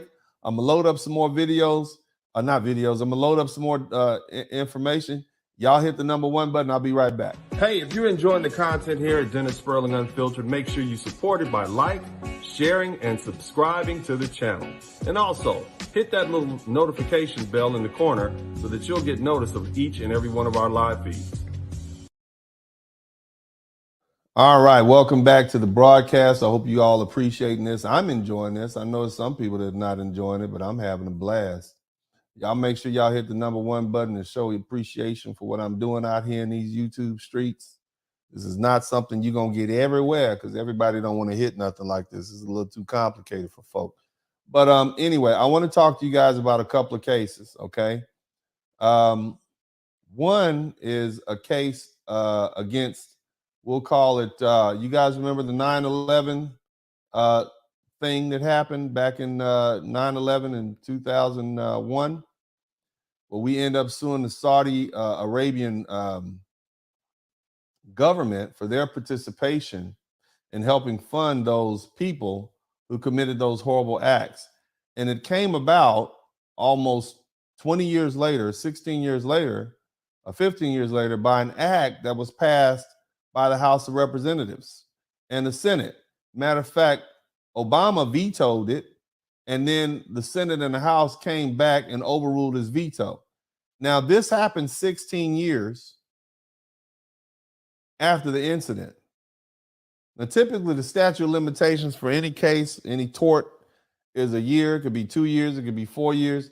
This happened almost 15 years later. So they made a special exception for it in the Senate. Now, the reason I bring that up is because obviously, if you want to sue the Republic of Ghana for something that they participated in back in 1860, you're going to have a statute of limitations issue because that's far more than 2 or 3 years. So what you have to do is you have to contemplate the fact that, okay, I can file this lawsuit. I can allege what happened. I have my people who are going to sue these descendants, these heirs of these descendants of these 108 Africans that were snatched from Ghana in violation of the Anti-Slavery Act of 1807, brought to the United States. And so the heirs of those people would be the heirs. Those would be the people who have standing. I know this case is more likely, even though we could file in Alabama, it might be better to file in DC because we know venue is proper there. We definitely don't want to file in state court because the state court doesn't have subject matter jurisdiction. So we definitely want to file in federal court. And we want to be able to file in federal court because in DC because they'll have personal jurisdiction over the Ghana, because Ghana has what? Ghana does business in the United States, blah, blah, blah, blah, blah, and therefore they won't, they can't escape and say, you can't tell us what to do because we are never over there. So everything works in DC. All right, now the question is statute of limitations. How do I get around the fact that this thing is old, right? So there's something called knew or should have known. Those of you guys who practice law in environmental practice, oftentimes you get sick. You get asbestos because you worked at a plant 50 years ago, but you just found out that you had mesothelioma or something like that last year. Typically, you have 1 year or 3 years from the date that you knew or should have known where this came from to file suit. So if you began, let's say theoretically, if you began to do your work right now to find out who your ancestors are, where they came from, whether or not they're bills of sales, you could theoretically say, hey, we fall under knew or should have known because this was an illegal act. There's an act that says I'm entitled to $20,000 and we would upgrade that to whatever the value of that is now. Now they might just say $20,000, but then you could also say $20,000 and multiply that for the interest for the past 140 years. It's getting up there. Okay. This is what I'm saying, family. There's a possibility there. And it's much better than you all begging and gotten your hand out, asking white folks to pay you, right? That's not going to happen. Now, let me tell you something about white folks, Europeans. They may not want to give you any of their money, but they'll be certainly happy to help you get some money from these African countries. Now, again, I talked to you guys a little bit about this earlier. I want you guys to check this out. Some of you all are always saying, oh, these African countries are broke. They don't have any money. I want you to look at this. This is just an article that was from 2021. And this is right here in Houston. Today announced Occidental it has agreed to sell its interest in 2 Ghana offshore fields for $750 million to Cosmos Energy. Do you know what that means? That means they got 2 fields, 2 oil fields or whatever, natural gas fields or whatever, that's worth $750 million. All right? So when our good brothers from the motherland tell us that they don't have any money, they just lying. You don't have to have any money. You got resources, you got oil. Now, it wouldn't take that much to seize this or put a lien on that at all if you were able to get a judgment. You got some procedural hurdles you got to get around, but I'm telling you, begging for it is not going to get you anywhere. Okay? Begging is not going to get you anywhere. Now, I want to show you something else. Shout out to all my folks in Nigeria. Here's another one for you. Nigerian, United States enters agreement with Nigeria to repatriate $23 million. U.S. repatriates $311 million. U.S. takes control of $480 million stolen by the Nigerian dictator. They got a lot of money over there. You see what I mean? They have oil fields too. So it's not like they don't have assets here in the United States that if you were able to get a judgment, they would have to pay. It can happen. Now, there's a few other little procedural things. I'm going to go ahead and open up the chat room. I want to hear what intelligent people have to say about this. Now, again, this is just me talking to you guys for the past hour and a half. There's only so much I can do. It's going to take hundreds of hours of research. It's going to take teams of lawyers. It's going to take people who are dedicated. It's going to take a lot of funding to fight these cases. But this is a possibility. And you may have to get some little tweaks and some legislation change. But if those 9/11 families could get it, if you're dedicated, you can get it too. But once it's done, now you don't have to ask for reparations from the government, from the American government anymore. You can go and take it from the people who got this thing started in the first place. That's all I'm saying. This is a suggestion that I'm presenting to you, family. This is a suggestion that I'm presenting to you. You don't have to follow my instructions. You don't have to follow this plan at all. It's merely another avenue. You ask for reparations. Here's another avenue you can try. It's a legally based one. You say you're owed something. If you really believe you're owed reparations, then you would go through every avenue possible. If you were Jewish people, I wouldn't have to tell you twice. I certainly wouldn't. If you were Native Americans, I wouldn't have to tell you twice. But because you got a soft spot in your heart for your African Nigerian brother, you got your wallet and your heart connected, and that you're going to fail every time. You want reparations? Stop whining about it. That's what I'm telling you, folks. The link is in the chat room. I got a few other things I want to share with you guys, but I want y'all to make sure y'all hit the #1 button. And some of you still said, we want it from the gut. We want it from, why do you want, here's what I don't understand. Why do you care which defendant pays you your money? I want somebody to come in and answer that question. All of these defendants are culpable, but you're more concerned with which one of the defendants pays you, whether or not, do you want your money or not? That's my question. Do you want your money or not? If you don't want your money, tell me, I shut this down. Don't ask me for nothing else no more. Do you want your money or not? It's a simple question, fam. But anyway, I want to bring in Derek Hollingsworth. Derek, if you're here, you're welcome to come in, brother. He was one of the first people I spoke with about this conversation. Derek, if you're able to come in, go ahead and come in. I hope you're listening. I see he's here up on the screen. We'll give him a chance to come in. Y'all make sure y'all hit the #1 button, and I'll be right back. 27 cents on the dollar. Hey, if you're enjoying the content here at Dennis Sperling Unfiltered, make sure you support it by sharing, and subscribing to the channel. And also, hit that little notification bell in the corner so that you'll get notice of each and every one of our live feeds. Thank you. Thank you, everybody, for your contributions. I appreciate it. Let's keep it going. Donate to the Super Chat. Donate to the PayPal. Donate to the Cash App. It's your contributions and your donations that'll cause for this platform to grow. Let our voice be the preeminent voice in Black America. All right, welcome back to the broadcast. Y'all appreciate this conversation? Got y'all up in uproar? I mean, probably not something you're used to seeing on YouTube. I can always talk about the latest actor or rapper who fell out of love with somebody or fell in love with somebody or whatever, but I thought this would be a little bit better. Since we're talking about it, let's go ahead and be about it. Let's see here. Yeah, so I'm not here you don't have to critique me on the history. I don't care. That's for the experts in history to determine. You understand? That's what I'm saying. That's for the experts in history to determine. All I need to know are the facts. You see? So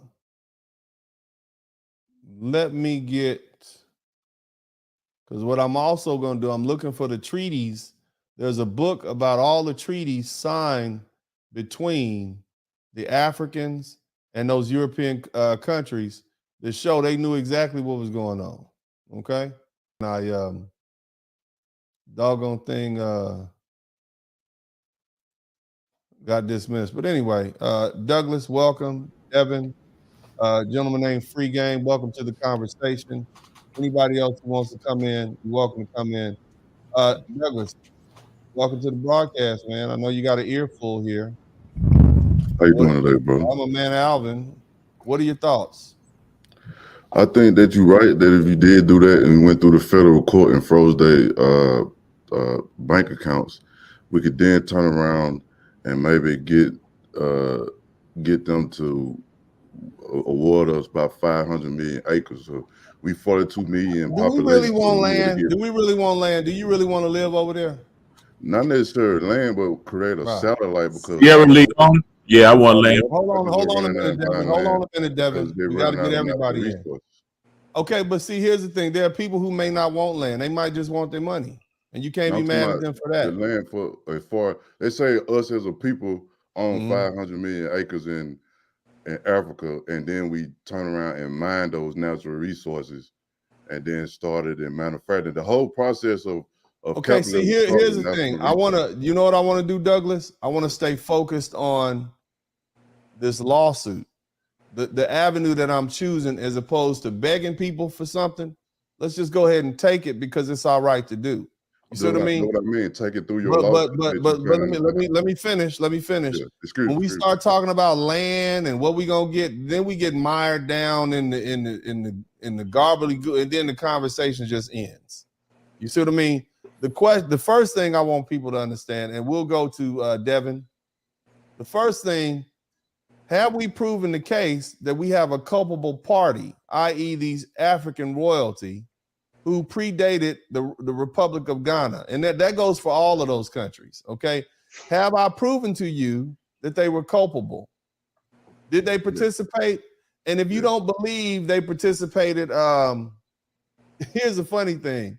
If you don't believe that they were guilty, clearly after 1808, you know they were guilty because they were still doing it after the British government said, no, we shutting this down. We're not doing this anymore. And they still were going into the interior of Africa, bringing slaves to the coast for those illegal slave traders. And you have an example where that young lady said they brought them from Ghana in 1860 and they ended up in Alabama in 1860. So clearly there's something. Now look, let me say this. We running up on 2 hours. I'm tired. If you guys want me to keep going, you're going to have to hit the number 1, but you're going to have to do something. You see what I mean? But I'm getting tired. I've been at it 2 hours. I do want to continue this conversation, but you're going to have to do what you got to do. Hit the thumbs up button, do something. We got some participation, or we'll have to continue this another time. Maybe you'll find somebody else. Maybe you'll wait another 50 years and some other lawyer will pop up and give you this information. I doubt it. Devin, have we proven the case as far as the culpability of these Ghanaians? Oh, unmute yourself, brother. Oh, we have grounds and standing in the United States federal court. Let me ask you again, brother. Have we proven the culpability? Do we have the right party?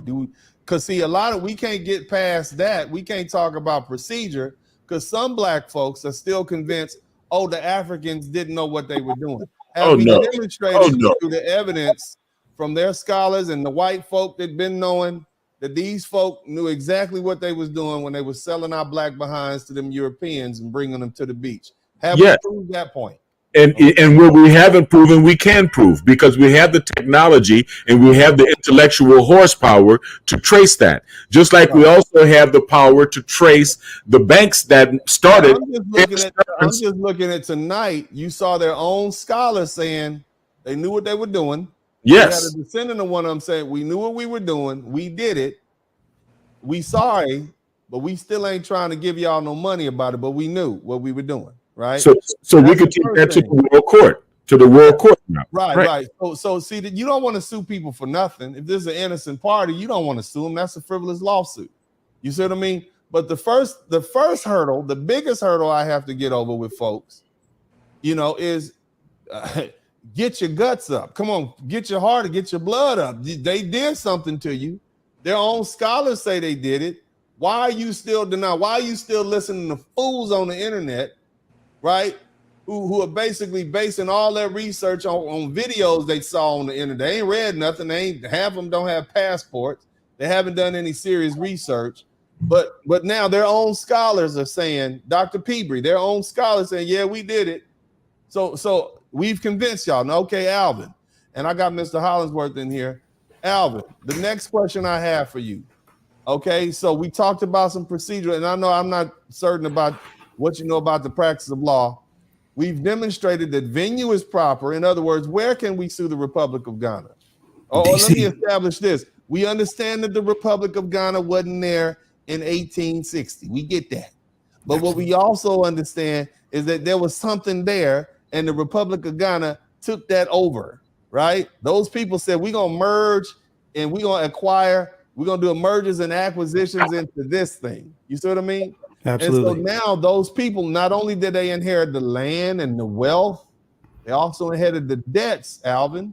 Absolutely. You see what I'm saying? You inherited the debts too. Just like y'all want the queen to pay, Y'all want the Queen to pay y'all reparations, right? You want the Queen of England to pay you reparations, but you don't want the which is a government now, right? That's a government. But you don't want these kings and queens in Africa to pay you because you said that country didn't exist.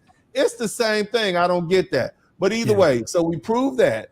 So now let's move forward to the procedural stuff. Venue is proper according to the federal rules of civil procedure. Venue would be proper to sue a sovereign in the District Court of Washington, D.C. That federal court would have subject matter jurisdiction. They would also have personal jurisdiction. Is that evident? I showed you the law. It ain't me. This is not Dennis Sperling talking. This is the law on the books right now, right? And we also demonstrated that under the Act of 1807 or 1808, bringing slaves from Africa or anywhere other than the United States where slavery was still legal, bringing them over here was an illegal act. So we proved not only that a crime was committed, which means there's conversion, negligence, intentional torts, all these other common law claims, along with a federal violation of statute, right? Absolutely. Somebody said a cotter strikes back. Do y'all know a cotter means stray cat? A stray cat will wear your ass out. That's what we at. We're gonna wear your ass out for that. All the cotters stand. We're gonna scratch shit all in your yard, pee on the side. We're gonna wear you out. But I'm just kidding. Let me stop. That's a little joke. But anyway, I embrace all the ugly babies. That's the legal term. You show me an ugly fact, I'm gonna present it to the jury wrapped up. Hey, I know it's a wrapped up piece of shit. But anyway, this is it. So y'all see it ahead of time. But anyway, do you get what I'm saying, Alvin? Absolutely. We prove that procedure. Now, you're going to have an issue with the statute of limitations. Maybe. Because let me tell you what might happen. You might sue them, and they might not even show up to court. Did you know that? I could see that. You may file a suit against the country of Ghana on behalf of your families and your relative, and say, yeah, we were descended from Uncle Pete. You know he was an African? No, I didn't know that. Wow. Well, we got a claim. Okay, well, let's start an estate for him, blah, blah, blah, and file suit, see what happens. They might not show up. I would think they would be more responsible for that, but if they don't, it'd be a horrible mistake for them not to. But if there comes about a statute of limitations challenge, say, well, we just found out about that. The court is going to say, well, did you know? When did you find out? Well, we just found out. We didn't know and no way we could have known. Okay, well, I'm going to dismiss it. Okay, well, we're going to appeal it. And then you say, well, can we stay? Or is there some legislation that supports it? Well, let's look at what they did here in this in this 9/11 Act that these folk got. Yeah, that sets precedent, right? Or at least in that direction. I mean, law is not made in a vacuum. So if you got state-sponsored terrorism, there can be nothing worse than slavery. Right? That's right up there with that, right? 100%. So that's an idea. That's an argument. And see, the thing is, Alvin, just like Plessy versus Ferguson, let's go ahead and get some on the books. Let's get something on the books. And then 80 years from now, maybe somebody who's a lot smarter than us, like a Thurgood Marshall, will come along and then finish out what we started. But let's not be cowards anymore. Let's not be soft-hearted. You understand? Yeah. I want to jump over to my man, Derek Hollingsworth, because these folks are not making any donations, and we probably going to end this thing at 2 hours, because if y'all don't appreciate what I'm doing and you can't even hit the like button and y'all not even making contributions, I'm going to end it. All I was asking for earlier was just to hit the thumbs up button. Y'all not even hitting the thumbs up button, which means y'all not really feeling this, and that's unfortunate, because when I'm in here talking about crap and gobbledygook and this girl and that girl and how you should treat y'all all in it. But since you're not contributing, I want to get my man Derek Hollingsworth in real quick and let him say his piece. But if you want me to stay, you're gonna have to pay for this. But we don't even have enough likes in here to stay. Brother Derek, welcome to the broadcast. Feel free to share with whatever you want to share. I don't want to go too deep in your business, but I did introduce you earlier. This gentleman is probably the reason why I said there are probably some people out there who will take this seriously. He literally paid me for a consultation to ask me about what his family specifically should do about reparations. We talked the other day via Zoom, Brother, would you like to share your story at all? Anything you want to say? Good evening, brothers. How are you? Good, brother. Good. Good. I won't take up too much of your time. I appreciate you for allowing me to speak. I just wanted to say that you're not a victim. You're a victor. There's nothing wrong with looking at the past and seeing how certain entities not only got payment, but flourished under the enslavement of your ancestors. They don't have any problem with passing the money down through their families and bloodlines. You shouldn't have any problem going and getting what's belong or owed to you. For me, my DNA is linked to Nigeria, Togo, Benin, and Edo, Benin, and Esson, Benin. And I would say that it's not an attack on them. It's not any type of retaliatory action towards the current brothers and sisters there today. This has to do with what is right and what is just. No one is going to hand anything over to you that is owed to you until you open your mouth and say with a commanding voice that you want it. So, in talking with Uncle D, there was something that I was not aware of. The Slave Trade Act of 1794 by the Congress of George Washington. In that, not only was there legislation passed that made it illegal here to bring in slaves transatlantically, but there were also abolitionists that were incentivized to snitch on trade or ships, on anybody harboring or bringing slaves over. These were not only our brothers and sisters, these were also Caucasians. And not only were they allowed to get paid a bounty, but they were usually able to keep whatever was on that ship as well. Minus the slaves. It was a lucrative side.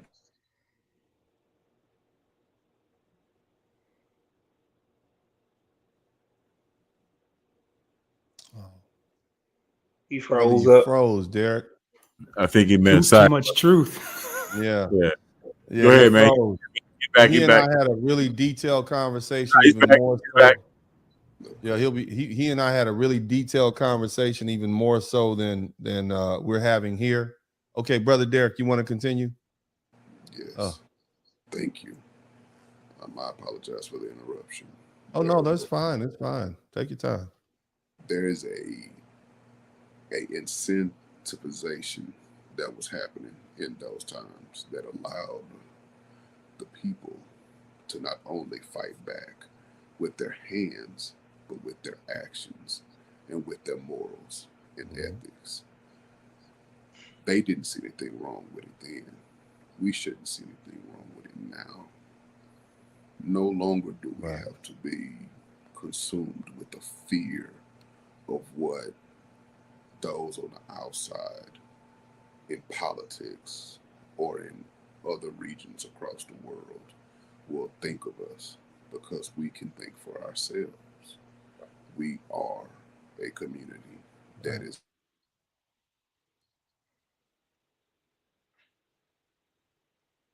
froze again.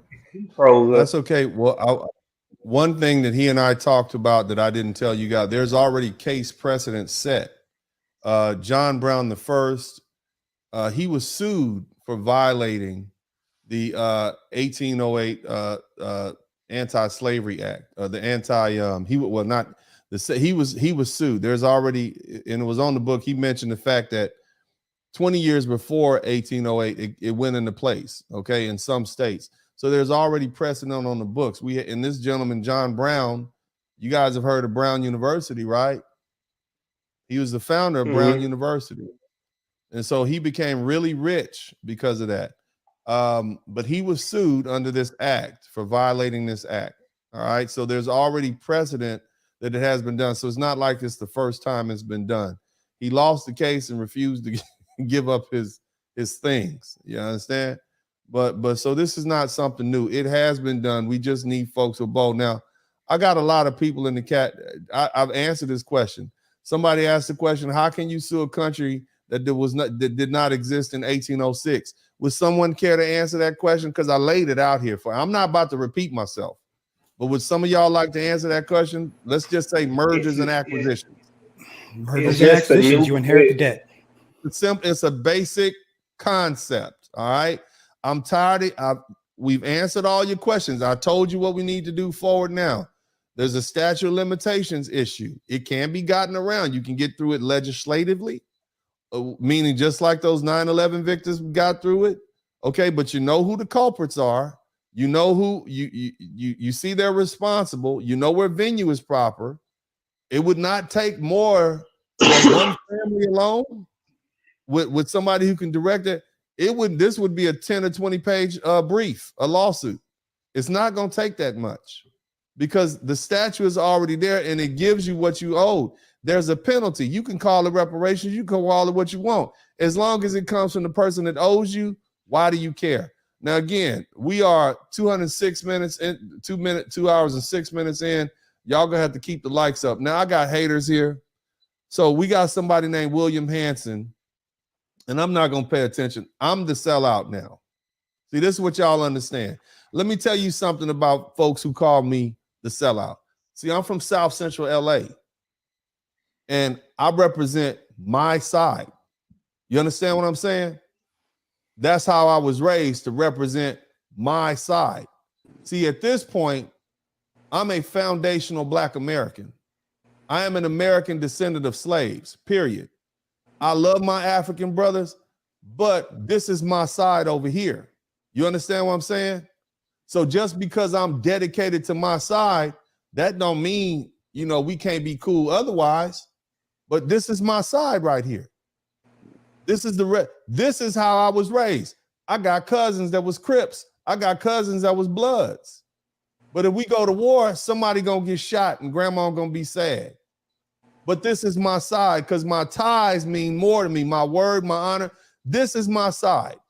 The worst thing you could do is not have me on your side. See, this is what I'm trying to explain. I'm not like my relatives. I don't have loyalty to you just because you're Black. If you on my side, you on my motherfucking side.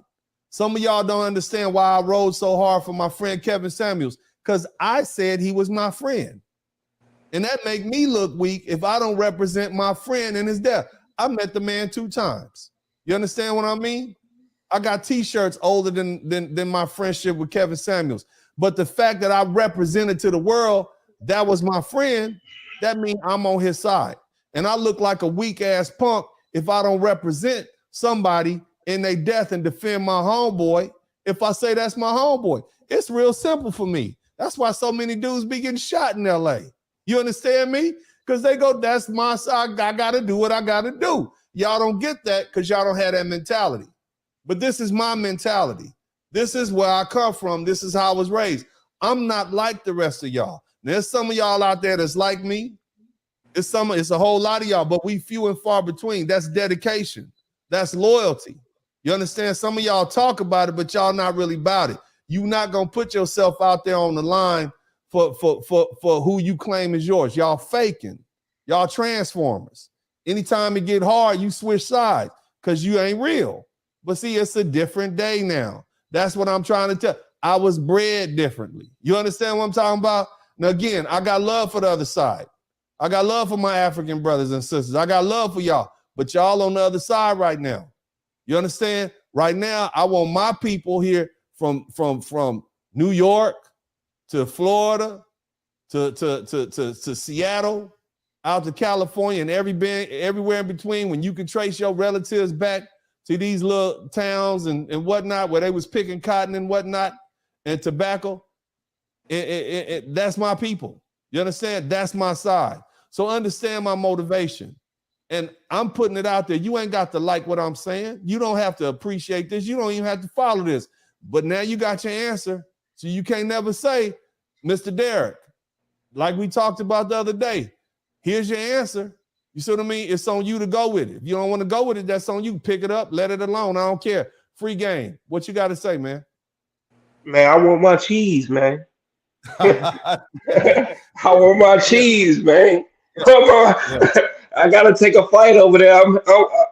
I'm getting out with my hands out. What my money at?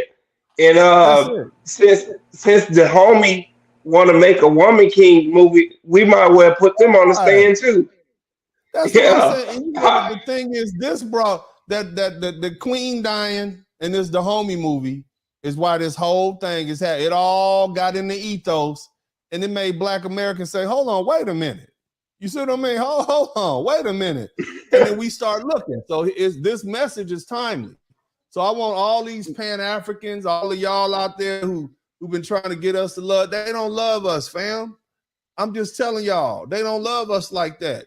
And that's cool. That's cool because y'all don't love them like that either. But we just want our money. At this point, I think that's what we at. Just let it, you've been asked for reparations for damn near 100 years. You've been begging and asked. They're not going to give it to you for free. You're going to have to go take it. And the best way to do it is legally. You understand what I mean? And I'm presenting with you an infrastructure, a framework by which you can get what you're owed to make yourself whole, make your family whole legally. And let me tell you what's else going to happen, free game. The minute you start filing them lawsuits, white folks will be like, oh, okay, that's pretty good. We'll go with that. You're not trying to get it from us. You're just trying to get it from some other Negroes. Cool, we're with that. You mean our American Negroes are going to get trillions of dollars from these? Oh, yeah. You're not going to have the pushback that you would have normally when you're trying to tell white folks, well, we want to get it from the coffers of the United States Treasury. You're not going to have that type of pushback. You see what the white folks saying on TV. You see what I mean? They're already with it. They're giving you Negroes a hint, Negro Americans, hint, Jamaicans, hint, you Brazilians. Here's your hint. We're with that. You would have more political support for that than trying to get it from your own people or get it from your own American government, which is taxpayer money that your black behind is going to have to pay anyway. You understand what I'm saying? But see, here's the problem, and I'm going to open this back up. There's a reason why, see, y'all scared of white folks. And I'm going to talk to all you Negroes real quick. At the end of the day, you scared of white folks because you're cowardly. You'll fight alongside them, but you don't want to fight with them. And I know who you are. I know how you are. I get it. I know how you are. So I'm giving you an option. You don't want to fight that white man. You want to just say, you're supposed to give me this and you're supposed to give me that. But the truth is, you want to sit up and play victim for another 120 years. You see what I'm saying? Because if you happen to get reparations, then you might not have no more excuses no more. You've been paid what you owe. You've been paid what your ancestors is owed. And now you might have to get off your knuckles and prove something. Just think about it. You know your psychology. I know who I'm dealing with. I know y'all. I grew up around y'all. I'm one of y'all. You understand me? You full of that cowardice. That's why you got people like I don't know. What's that boy that I don't even want to say his name. He shot that little young black boy back in 2000 what was it, 2014, Trayvon Martin. His killer's still running around. Yeah, I don't want to say his name, bro. I don't want to say his name. He shot Trayvon Martin and he's still walking around. But oh my God, right? Oh my God, y'all ready to kill all rappers though. Let's kill all of them, right? But this person's still walking around. He said F you because you cowards. So I'm giving you a way in which you can go ahead and let's get this problem resolved. Now you got action at your money. You can sue your own people. You can sue these Ghanaians for their part.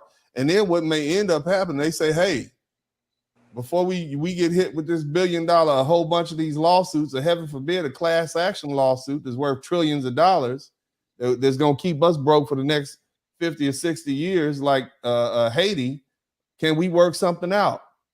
And then you negotiate, Alvin. You negotiate from a position of power.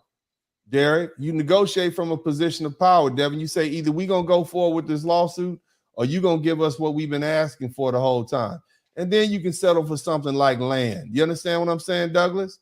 That's how that works. Okay, but the bottom line is there's a framework out there. If you got one lawyer who work all day practicing law, who can come home, who can come over a 2-week time period, really a 2-year time period, and put this thing together, surely if we got our lawyers and our scholars together, but really our lawyers and our businessmen together, we could come up with a framework in which we could actually prepare some litigation. We just like when Thurgood Marshall and the Negro Defense League, Legal Fund got together and they put Rosa Parks up to hopping on the back of that bus. She didn't do that on her own. She was set up to do that. They picked her because she was light-skinned. She was a sorority girl, and she was known in the community for being demure and wouldn't pop off. So they chose her for that. So we can get a test case. You understand what I'm saying? A test case. Let's find some people who already know their heritage, that they can trace their heritage back to Togo, Benin, Ghana, Nigeria. You know where to file a lawsuit, Washington, D.C., in the district court there. Now it's just a matter of working out the statute of limitations. Or let's go ahead and file a lawsuit and see, while it's pending, can we get some legislation on the books, just like those 9/11 victims got, to do away with the statute of limitations issues? Because that would be your main issue. That's what I'm thinking. We're gonna do another little quick round, man. I want y'all to hit the number 1 button if you appreciate it. I hope you do. It's not like my normal, conversations, but we'll take a quick break. We'll come back right back with the fellas. Hey, if you're enjoying the content here at Dennis Sperling Unfiltered, make sure you support it by sharing, and subscribing to the channel. And also, hit that little notification bell in the corner so that you'll get notice of each and every one of our live feeds. All right, welcome back to the broadcast. Shout out to Douglas, Devin, Derek, Alvin. Something like this, a couple $1 million, man.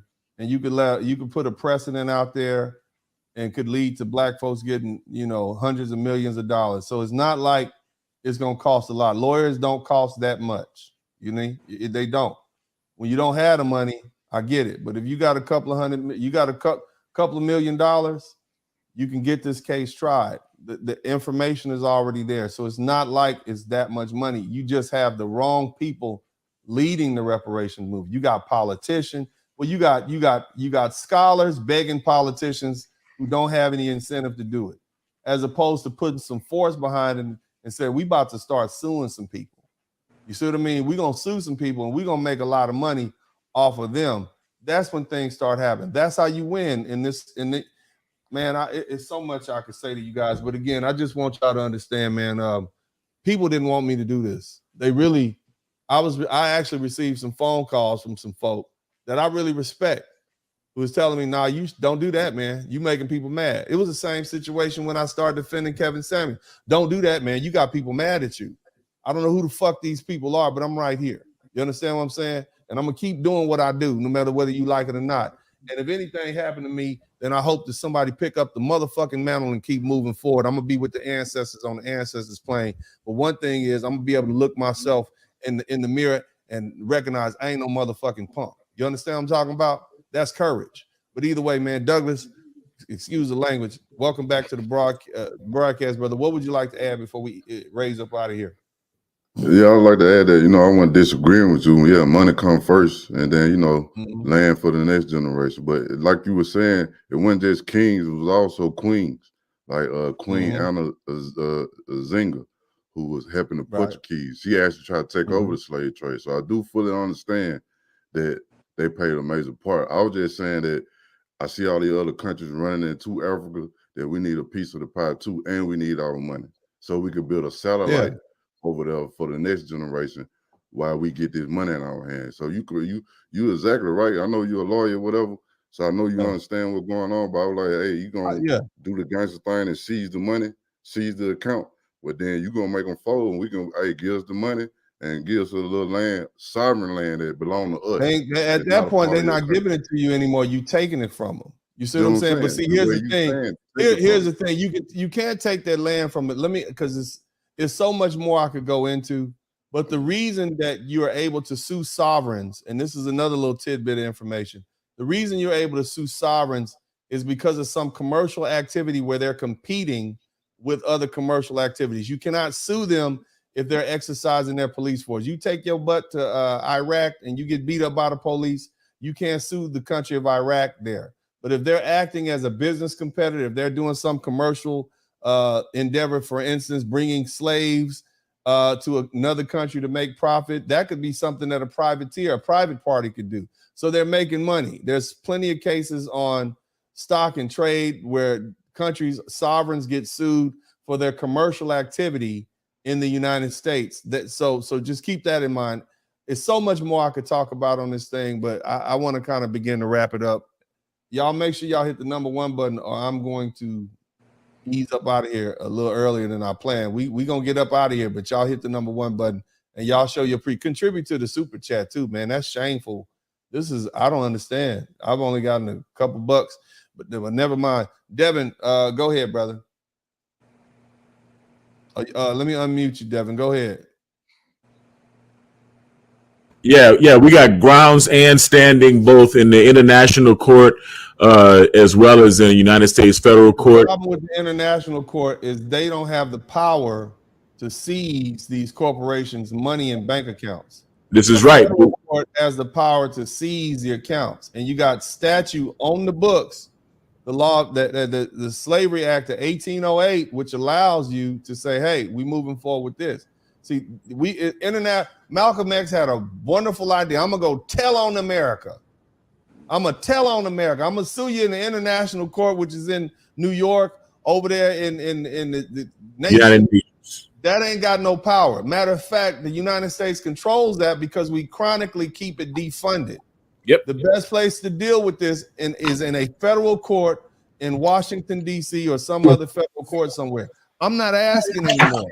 I'm not a begging type dude, but I get what Malcolm was trying. It sounds good, but let's just keep it simple. But thank you so much, Devin. Let's go to Alvin real quick, man. What else you got to say, bro?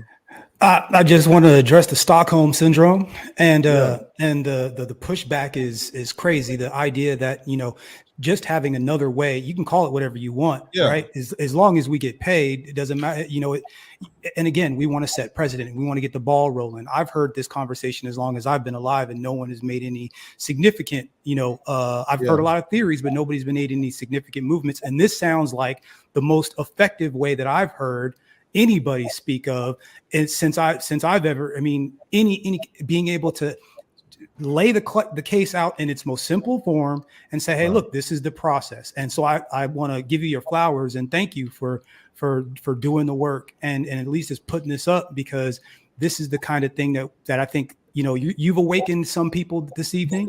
There's definitely a lot of people that are still asleep. And I just want to give you your flowers, and I really appreciate the idea. And if you were to take the same approach for those that want to think, domestically, right? Yeah. We're looking at I just heard about a $30 million settlement that got given out just the other day, right? Mm-hmm. on some police brutality, right? Same principle, similar principle, same old thing. But I'll go ahead and land my plan there. Thank you so much. See, the thing is, Alvin, it's just money, man. They print up money every day. Yeah. This is not a hard problem to solve. Yeah. You see what I mean? Like that, that's what I'm trying to understand. I want y'all to. They gave somebody.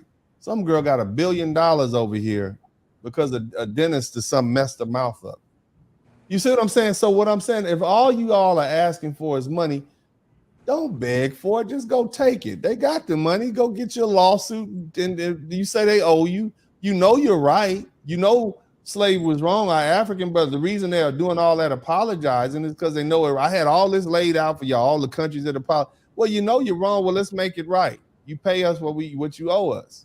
But see, the thing is, man, as long as, and I'm tired, y'all. That's why I'm wiping my eyes. Is my eyes aren't as good. I'm gonna have to get a new prescription here, because I noticed that my vision is getting blurry from staring at this computer over the last couple of years. and doing all this work. It takes me hours sometimes to prepare for these, so excuse that. But anyway, what I was saying was, they know they've done wrong. No African person in Africa right now can justify slavery. That's why they don't want to talk about it. Okay, they know they were wrong. Okay, but the first thing they tell you is not that we're wrong, we ain't got no money.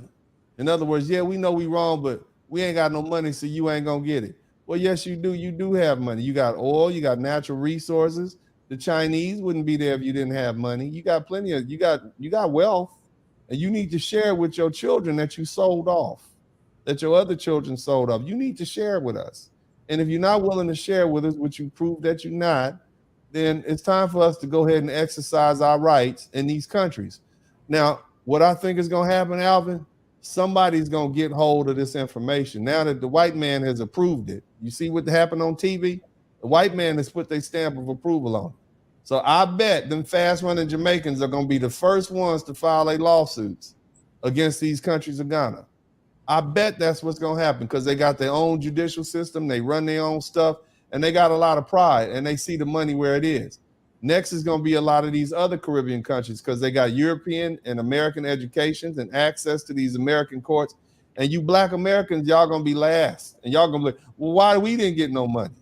Because you weren't involved in the settlement. You weren't involved in the lawsuit.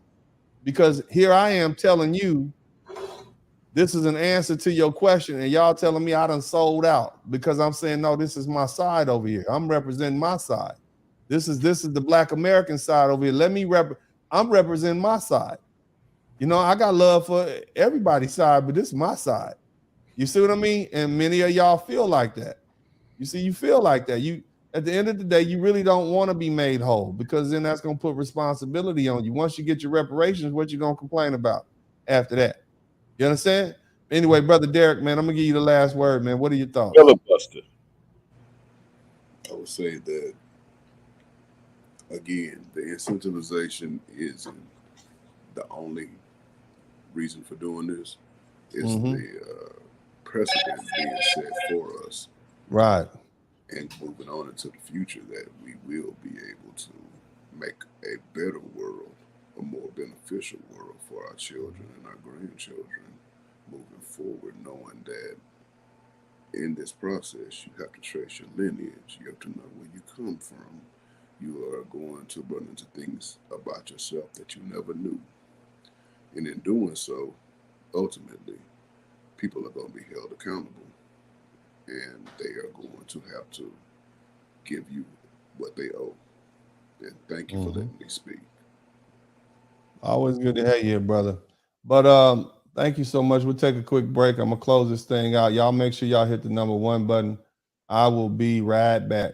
Hey, if you're enjoying the content here at Dennis Sperling Unfiltered, make sure you support it by sharing, and subscribing to the channel. And also, hit that little notification bell in the corner so that you'll get notice of each and every one of our live feeds.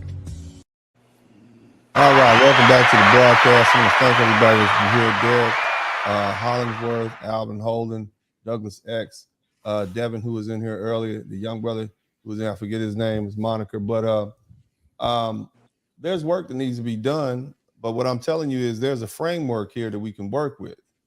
And all that begging, I'm not a beggar, just like I'm not a marcher. You understand what I'm talking about? I got that from Brother Malcolm. Brother Malcolm wasn't out there marching. And I'm not a beggar. You understand what I'm saying? And so I'm not a marcher or a beggar. If I want something and it's owed to me, then the best way to do it is go out there and take what you feel is owed. Now, the great thing about these here United States is that we have a civil law system, a court system, which allows us to seek justice in that system. It's a right and peaceable way to get it done. I, as a Black American, as a descendant of slaves who can trace my heritage at least back to 1806 on the King Plantation in Virginia, feel that my ancestors are owed or entitled to the atrocities they had to suffer. The initial one being stripped away from Africa. Everything that happened to them after that is a direct consequence or is foreseeable because of the actions of the original tortfeasors in this matter. And that was the royals and their agents who struck up treaties and contracts with not only European countries, but also these European corporations, which then allowed the privateers and the slave traders to bring us over to the United States. Now, let's say, for instance, their argument is going to be, hey, you can't get any money from us because slavery was legal in Africa. And therefore, you can't sue us for something that was legal at the time. And so your lawsuit is going to get dismissed because you have no cause of action, because whether you like it or not, it was legal at the time, period. In other words, nobody can sue you for deleting your baby, right, 2 years ago, because it was legal at the time. But if you do that in Texas or Arizona right now, it's illegal.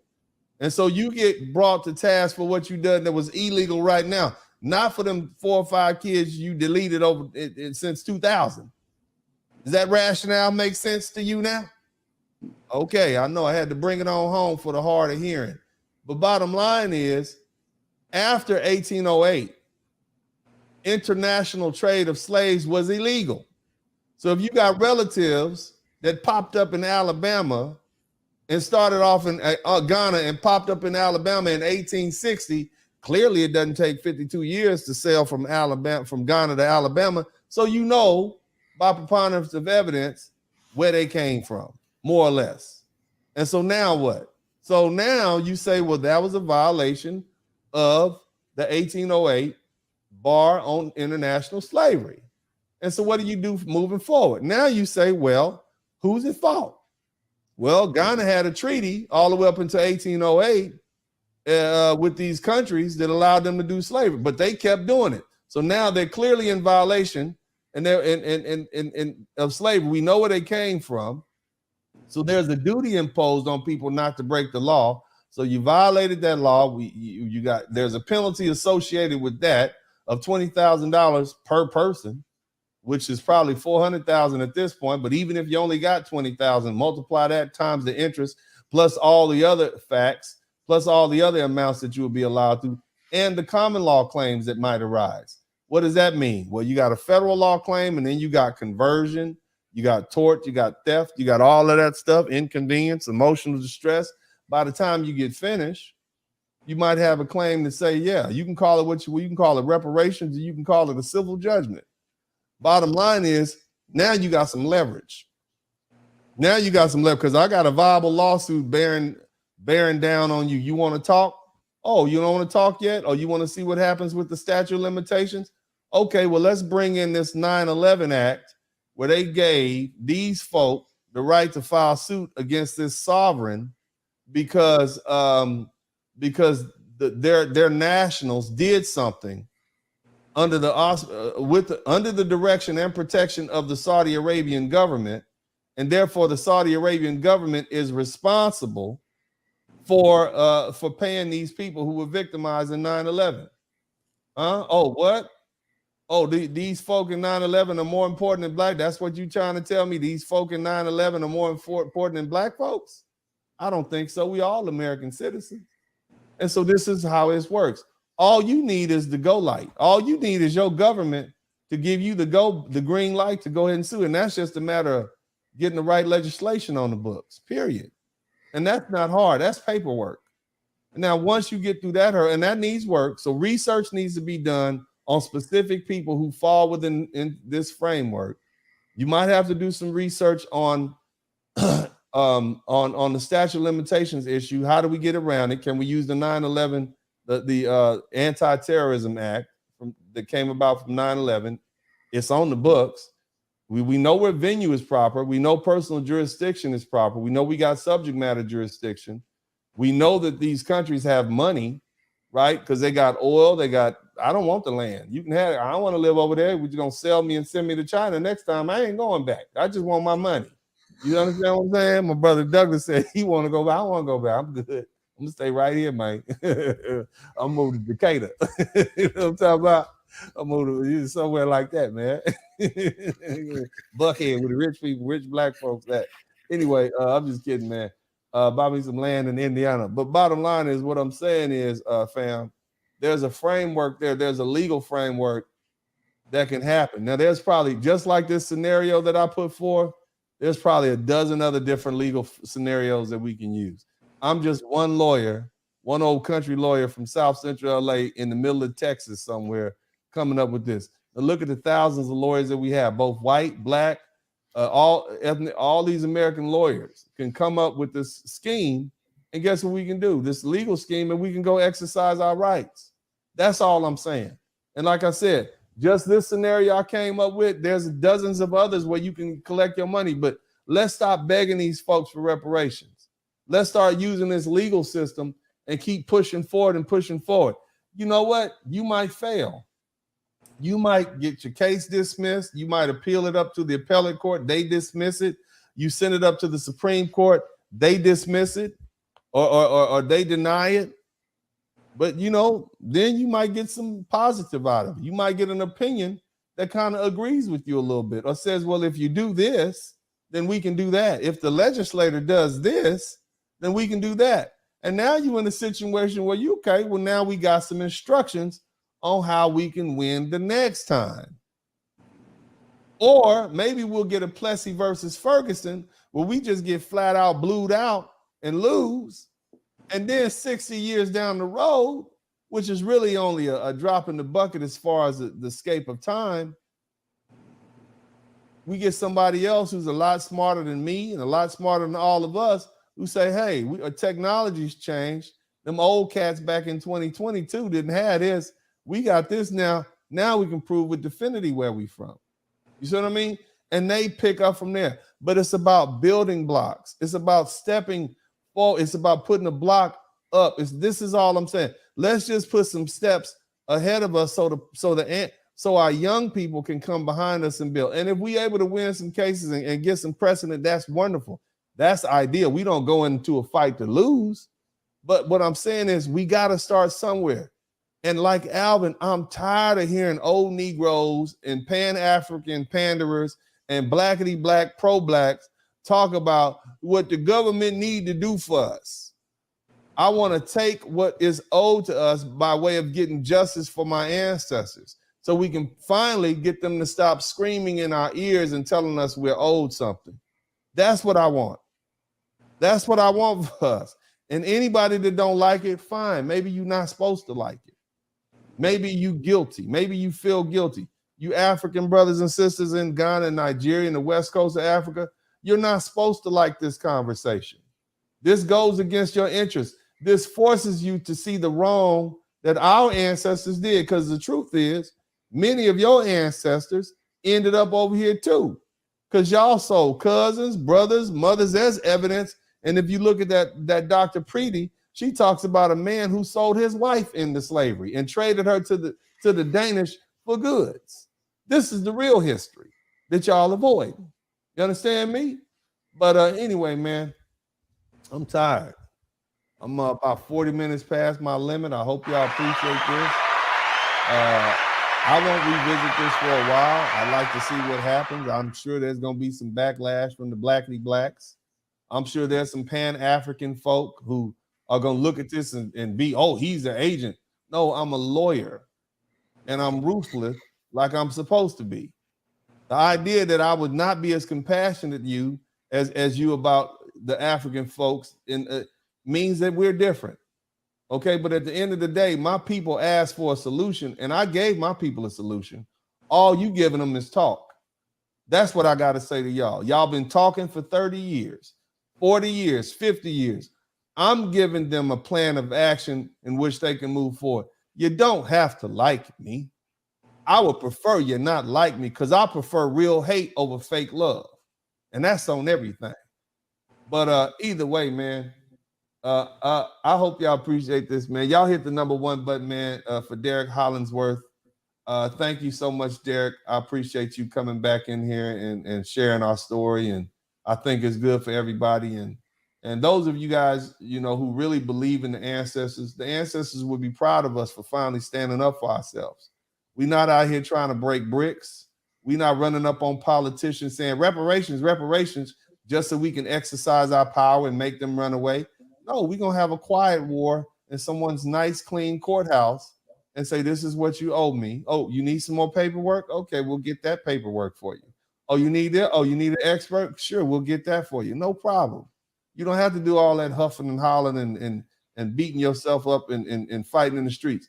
Just get to the point. You want your money. Let's get your money, man. You understand what I'm saying? Uncle Slim used to say that back in the day. Shout out to Uncle Slim. Man. I already got cancer out there in California, man. But, you know, let's keep it 100, man.